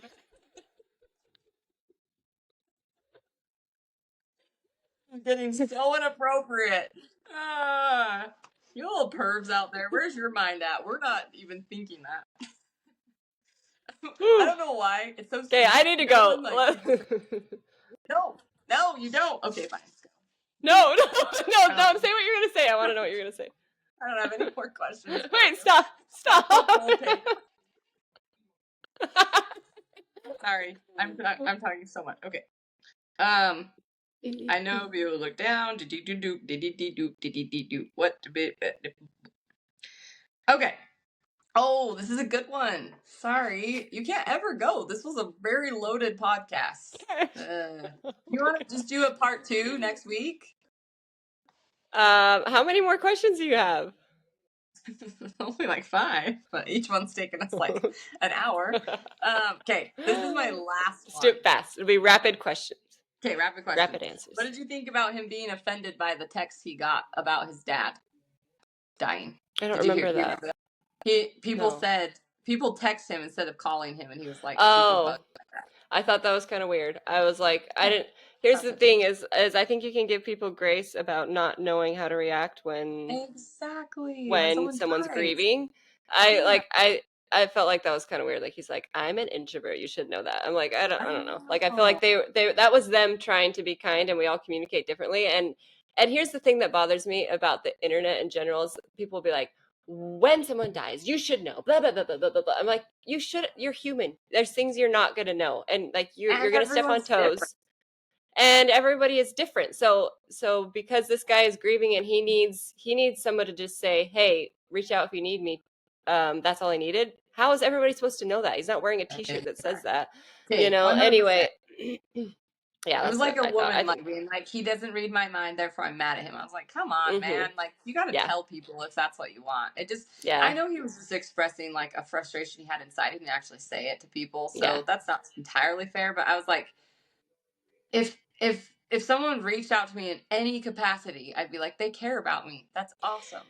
And like, I feel like if you're busy doing funeral stuff and like people are texting you all the time and you just don't get to it, like that's fine. Like I don't know. I still would be grateful for that they reached out. Like I don't know. Yeah. I'm like, maybe it's not exactly what you needed, but how can everybody know that? You know, I think it's kind to do that, but I don't know. I think he's probably just like reading between the lines and watching him in interview and stuff. He's probably a pretty defensive person based on like his childhood and bullying and stuff. Like he almost kind of assumes the worst about people immediately and puts his guard up. And you can't blame him for that. Like he was treated so poorly. So I was like, I just kind of got that feeling that it was always like, what do you mean by that? And like just this, you know? And I was like, they just mean they love you. That's all they mean. Yeah. You know? You just need a hug. So I thought that was kind of interesting. Okay. Yeah. I was wondering if I was the only one who thought that. Okay. I think I only have a few more. Yeah. Okay. Would you prefer a handwritten note or a text, or do you not care at all? A handwritten note or a text? What do you mean? Like, who would write a handwritten note? So I've actually gotten some. After our play, I got like actual thank you notes. Oh, I don't think I've ever experienced that. So let me imagine that was the first for me. Yeah. I don't think I've ever done anything where people are like, "Thank you." I've never done anything worthy of being thanked. That's not true. I can't picture this. Where people like can do that. I don't know. It's like okay. No, I feel like obligation notes, like after a wedding or after a birthday, are completely worthless. That is my personal opinion. I think they're as good as garbage. I know that's so rude. I know it is. I know I'm going to offend everybody. But like, if you be honest, everybody be honest. Look in the mirror and say, when you get a note from a parent that you don't know that says, "Thank you for giving my son his present," are you like, I'm going to frame this? No, you're not. Stop lying. Liars. Stop it. Look yourself in the eye. I don't know. And people are like, it's the gesture. And I'm like, but it's a worthless gesture. Yeah. We're a little too practical for that. But you are surrounded by a family that loves you and you hear a lot and you have support. If someone doesn't, it could mean more. And I've heard people like get straight up offended if you don't send a note and they're like, hello, did you not get my gift? No. And I'm like, yeah, I did. And I said, thank you at the party. Like, why do you want a handwritten note? I don't understand that. But that's a social thing that I don't know. I'm just, you're right. I'm more practical. I don't understand the need for it, but. Not just that, but now your gift is an obligatory gift. That's not fair. Like you're giving with this. Yeah, I don't give something back. Yeah. And I don't like doing things out of obligation. I really resent it. So like sending a bunch of thank you notes because it's proper, like really irks like Yep. every bone in my Yep. body. So I'm like, Same. unless like if I'm feeling like a genuine great gratitude, like after my baby shower here, I had a friend that threw this giant, extravagant, crazy baby shower, and I was like, we had just moved here, and I had no friends, and I was like so desperate for friends. It like made me cry. Like it was so That's so kind cute. of her that I wrote to every single person, every single gift. Like I was genuinely grateful. I found all their addresses. Like it was like, and that to me, like I'll do that all day. If it's like you have to do it, that's when I don't like it. But I was like, that was sincere gratitude. I gave a genuine note, and anyway, so I don't really Yeah. know where I was Yeah. going with that. But No, I think that you're pointing out that if it's fake kind of, then the yeah, handwritten note doesn't mean any more than a text. But if it's sincere, maybe it does mean a little bit more because yeah. they had to go out of their way to do it. And I Okay. think it's like who you know, because like if you don't know them very well and they send you a handwritten note, you're just like, okay, like thanks, I don't know you, but Well, I got some from people I didn't know well, and I still really appreciated it because it felt sincere to me. Like I just really like that you did this, and I'm just gonna go out of my yeah, way and say thank you. I was like, that was so thoughtful and kind, and I usually yeah. do not care about stuff like that, but it wasn't like they had to. Nobody forced them. I They think thought of me yeah, for a minute and took at least 10 minutes on me. I was like, wow, that was yeah. so I sweet. think if there was something that I put a lot of effort into and someone gave me a handwritten note, I would really appreciate that. Yeah. Yeah, Um, yeah, yeah. but it just I just was depends on thinking the situation. like obligatory birthday or No, wedding yeah. stuff. I don't want that, Well, but and not just that, but I will say too that if all handwritten notes were like obliterated off the earth, I wouldn't cry at all. So, yeah. so I guess I don't care as much as I think I do. But they were just like, they were doing the boomer thing of like, oh, heaven forbid someone should write with their hand, and like, gone are the days of letters. And I'm like, The oh, I boomer hate when thing. boomers talk about that. It's so annoying to me. I'm like, the days are gone, so stop lamenting them. It doesn't make any sense. Like, be grateful Plus, that we how live many in a handwritten time. notes do you write? Yeah. Yeah, well, yeah, exactly. Exactly. If you want to make the world a Uh, better place, I'm like, for heaven's sake. Anyway, Take a look at yourself it and just make that change. we just Sorry. watched Lego Batman and that's in there. It's so funny. Oh, He like quotes it like in like rap. It's so funny. That's a funny like movie. yeah. Oh my gosh, if you want to make the world a better place. He's so funny. Okay. Anyway, um I like how he's like real to me. Lego Batman's my hero. Um Anyway, I don't know what I was saying about that. I think it's like they just lament this like more romanticized time, and I'm like, I can see how a handwritten note is more genuine and nice, but it has its limitations too. Like Yeah. we're able to communicate quickly and with a lot of people now that we weren't able to before. So there's that. I don't know. It's just weird to me. It's like feeling superior for being born at a different time than me is weird. I don't like that, and I would never like be like I'm so much better than who's below us, Gen Z, because I was born in a time when I can learn to appreciate not being on my phone all the Okay, time. Like you didn't have but a you chance, can. poor kid. You, I will say that, like, when you look at them, like, making TikToks in public, you kind of can't help but be like, I was better, born at a better time. You guys are losers. You guys are idiots. We're not bullying. That's not bullying because we're talking to TikTok We, at large. yeah. Fine, they're not losers. That's a strong word. Gosh, I hate the internet. I just want to call them Losers losers. is not a strong word. There's stronger words than losers. Besides, it is really weird behavior to like make a freaking TikTok dance for anything. Yeah, never mind. I'm not even gonna go there because she's already embarrassed by it. But yeah, there's some people who've made some weird TikTok dances. That's all I'm gonna say. Okay, so so um, have you ever argued with someone over a text? Straight up had a heated argument? Minus my mean neighbor. I'm trying to think of anything else. Um, no, when it starts to get heated, like even with you, like if we fight over text, it's like we'll We just better call each call. other. Yeah. Or it's like, because it's starting to get, I feel like you get to a point where you misinterpret. Like most of the time when I'm texting, I get misinterpreted when I'm like, you think I'm more angry than I am, or like, Yeah. or vice Because versa. there's not So then, a proper use of exclamation marks and yeah, I stuff. need more emojis or something. Anyway, so, yeah, I don't like to argue over text. No. Okay. Yeah. My Yep. neighbor who wouldn't call me, I had to, but yeah. She made me. Okay.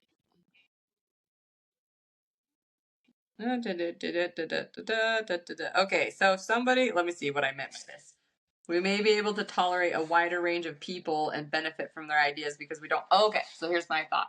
If we are texting, this is like kind of a point for texting again. If we're texting someone, do you think that we can actually get along with people better because you can tolerate somebody over a text that you might not tolerate as well face to face? Like, if there's someone who really annoys me out in the world, my tactic is just avoid you as much as I can. And if I have to run into you, then I'll run into you. But over Yeah. text, I actually can interact with a much wider range of people, gather their ideas, get their feedback in ways that I really wouldn't do out in the world because I'm like, I would never interact with you. Yeah. So So you're saying, like, do that, you think it's better? yeah, is that a good thing because I'm having like more access to people, or is it a bad thing because I'm not actually facing the fact that I just don't like them? I'm trying to put myself in that situation because I feel like I just avoid people I don't like in general, like either Even through text texting. or yeah. Okay. Um, Sometimes you just have to like work with people though. Like it, like yeah. let's say you have a calling at church or something. You know what I mean? Like I don't know. It's not a good example Yeah, because I've never that's been like that I didn't like. But yeah.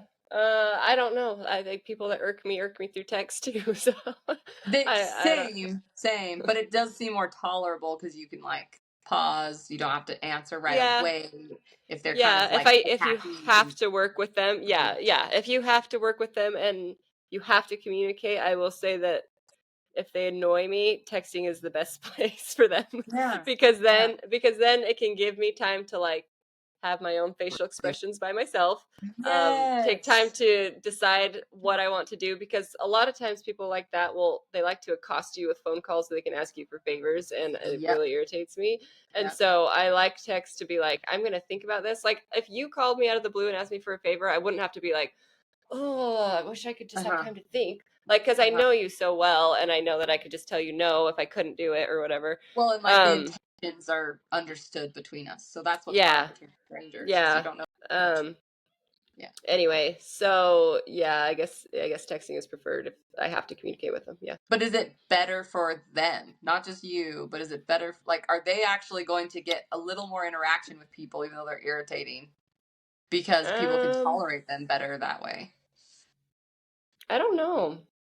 I Um, don't know if that's like a great lesson in life for but them that I you know, know but people like that never change. They're just irritating and don't have any friends, and then like I mean, it's true, and like they don't seem yeah. to learn by no one wants to be around me. That's always I'm not blown my sure that mind they when like like build no. I'm not sure yeah. I'm not sure that you can build a strong relationship through texting alone. Oh, I think you true, but can, like any human interaction, what if they're getting like 0 and this gives them like 10 points at least? It's out of 100. yeah. Is it better than nothing, or is it just like no, get out there and face your I problems? think getting out there is better because it makes them face the reality of nobody likes me, and Have you that's a ever sucky met reality, but it's a real one. Have you ever met anybody though who's like really socially irritating, who goes out in public, gets taught that lesson by the way people react to them, and then goes home and is like, I need to change that about myself, and then comes out a little better? Like they never do. They're just Rarely irritating happens, but till it the does day they happen. die. Yeah, like and not everyone irritates each other on one level or another, but there are some Yeah, people who irritate everybody. You know what I mean? yeah, Everybody yeah, finds them irritating. yeah, So you know there's something off with them socially. So I guess I'm yeah, thinking about them. Like, are they getting at least something that they would not get out in the world because everyone's going to avoid them at all costs? yeah. At least you could collaborate with them, or you could be like, "What do you think about this?" And it's like I fine think because I think I just picture the people who are irritating to be like dead inside. So I'm like, they probably get nothing from anything. Like I don't know. they don't have souls. So Yeah, yeah, no, I don't know. I don't really okay, know the answer to yeah, that I don't know question. either. Very good answer. So diplomatic. Okay. I don't know. They, they, A diplomatic response. a diplomatic response. Well Applaud done. you. um. Okay, so they did say that emotional intelligence. I'm gonna put this last plug in there because I will die on this hill. Emotional intelligence is developed in children without phones. So they find that if they don't have phones, I don't know at what age and what time, whatever, but probably during crucial developmental years at Yeah. least, their emotional intelligence is higher. And that makes sense because if your interactions with people are, I can yell at people over text, or I can break up with someone over a text, or I can send inappropriate things over a text, or you're going to interact with people in a way that out in the real world doesn't work. So now your emotional intelligence and radar has got to be so skewed. Like that's a point for no phones that I never thought about. I was like, oh, they're actually developing communication skills from an early age that are not beneficial. Well, and what I was in the bad habit of doing, and I had to really work on, is trying to communicate very deep, difficult conversations through text. Like I found myself wanting to fight with my husband over text. Like I wanted to, and he wouldn't go I there. think I do He's fight like with my older husband than me, and text. and he's pretty blunt, and he just was like, no, like talk to me in person. We're not doing this over text. Anyway, and not just him, but like anyone that, like, say you want to put your 2 weeks in and you don't want to go face your boss. Maybe you want to like, I don't know. There's a million scenarios that are extremely uncomfortable, and I don't think it's healthy to do that over text. And I think that, if kids get in that habit, it can make their life very difficult because a boss is not going to give them a good recommendation when they quit through text. And like there's a million repercussions for that I think. I mean, I feel bad for the teen. It's just a bad habit, but I mean, and I was there too. I just think that you have to break it because it's gonna For come back to sure. bite you. Well, and like starting them on that when they're like 9 and 10, I can't imagine is going to be very good for their emotional intelligence. I could be No. wrong though. I mean, that's what they said on their podcast. I tend to agree with that, but we are moving into an age when it seems like everyone has a phone, so maybe it makes more sense to try and figure it out and navigate with them. I'm not sure. But so far I'm holding out on I don't think it's good for my kids. So I do have a belief that kids need to practice being an adult before they leave your house, like a little bit. So like in my ideal brain, and I don't know anything because I don't have teenagers yet, but I would like my kids to be almost on their own when they're 17 in my house, as far as like they have a phone, they have a car, they pay insurance, they do everything, so that when they leave, they're ready. They're ready. But to me, with you. that's like a year of training. It's not going to be 17 years of training. I'm not getting them a phone when they're young. That's just me. I think I've seen all the negative effects of it.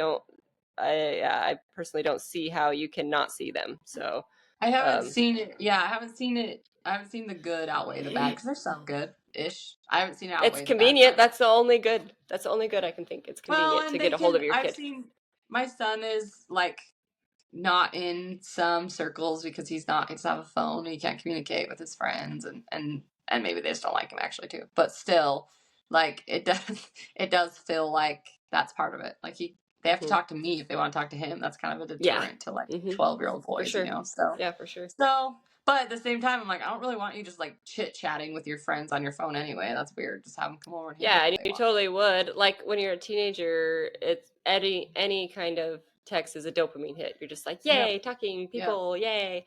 And you're just gonna do it all the time.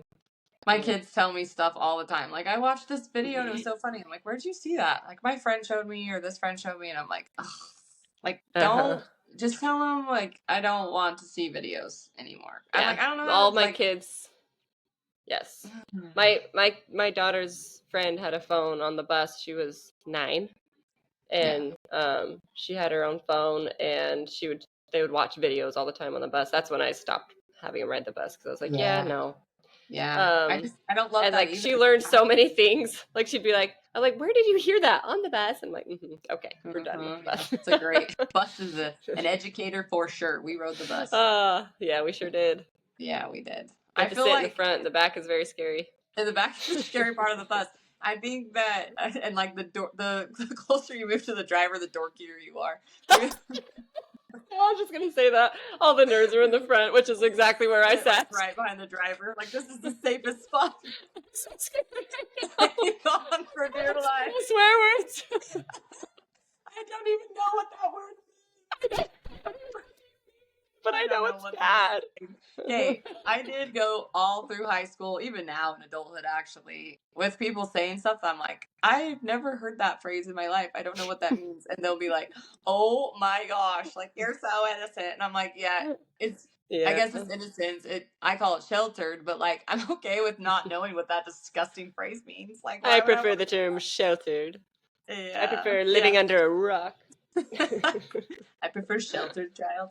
All Okay, right. I really need to go. We're going on I'm 3 leaving you alone. hours. 3 hours. 3 What's wrong with you? hours. Get off. Stop talking. Okay. Bye I really do now. need to Hey, go. All my everyone, kids read are like Fahrenheit losing it. 451. It's our book of the month. We never talked about Yeah, it. we forgot to talk about it. Next Yeah, week it's we will. good. Oh, About and also, censorship and government, and it's good. yes, all the things. So next week, maybe we should just talk about the book next week, because the last week of October, the last Friday of October, it's going to be called That Time of the Month. And me and Natty are going to talk about whatever we talked about this. Get on board.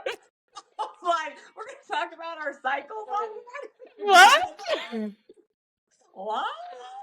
And we're all going to talk about periods, and it's going to be great. No, I'm just kidding. All our male I'm kidding. listeners are going to run for the hills. No, last Friday of the month, we're going to talk about whatever the heck we want to, and we're just going to have no topic and just blah, because we're very good at that. So if you're on your period, watch with us. Maybe we'll get everyone to be like in sync. You know how that works sometimes? Oh my gosh. Heaven help the sounding- world if we're all in sync. This is sounding more and more like a cult. I feel like that would be Get in really sync with me and Nat. Join. Sacrifice Really your favorite pet on the last Friday of the month.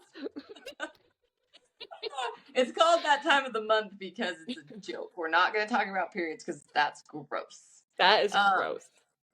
So I just have a quick question for you, and then I'll really let you go. Is Chancey afraid of that kind of stuff? Like, he doesn't want to talk about it at all? About periods? Yeah. Oh, no, he's so callous to it. He doesn't care. He doesn't care. He's like, okay. No. Right? I feel like we've had too many kids, and he's seen too many things. That he That's doesn't what care. I'm saying. So there, but again, not to be the judgy person that I am, but if you're a man who has many children and you have done the deed many times, why are you afraid of menstruation? What's wrong with you? No, I'm just kidding. But I guess it's still a thing. The husbands just like freak out when they hear about that. And I was like, Corey doesn't at all. Is that a thing? So yeah. I can't imagine freaking out over hearing about it. I mean, I'm not going to go into detail, but yeah, I can see it grossing you out. Yeah. Like let's not go there. But like, if I just hear the word, like I'm talking about the guys who he'll like hear the word period, buy like, tampons for me and stuff. Yeah. Yeah, no, that's weird. Okay. Anyway, to ease everyone's mind, we really aren't going to talk about that. That's disgusting. So. No, it's just anyway. But yeah, you can eat chocolate, and we can just talk about whatever the heck we want. So yeah, it's called That Time of the Month, and we're just gonna chat. I love how we're acting like that's totally a different thing than what it'll be really rare. Because only we never. once a month. We're gonna talk about nothing for 3 hours. You guys should do it. No topic. You will be how crazy we can be. Fun because with zero topic, we really will run amok. So, oh wow, speaking of running amok, it's our cue to go. Natty's not afraid. On everything. Okay, bye. All right, bye, Natty. Talk to you next week. Okay.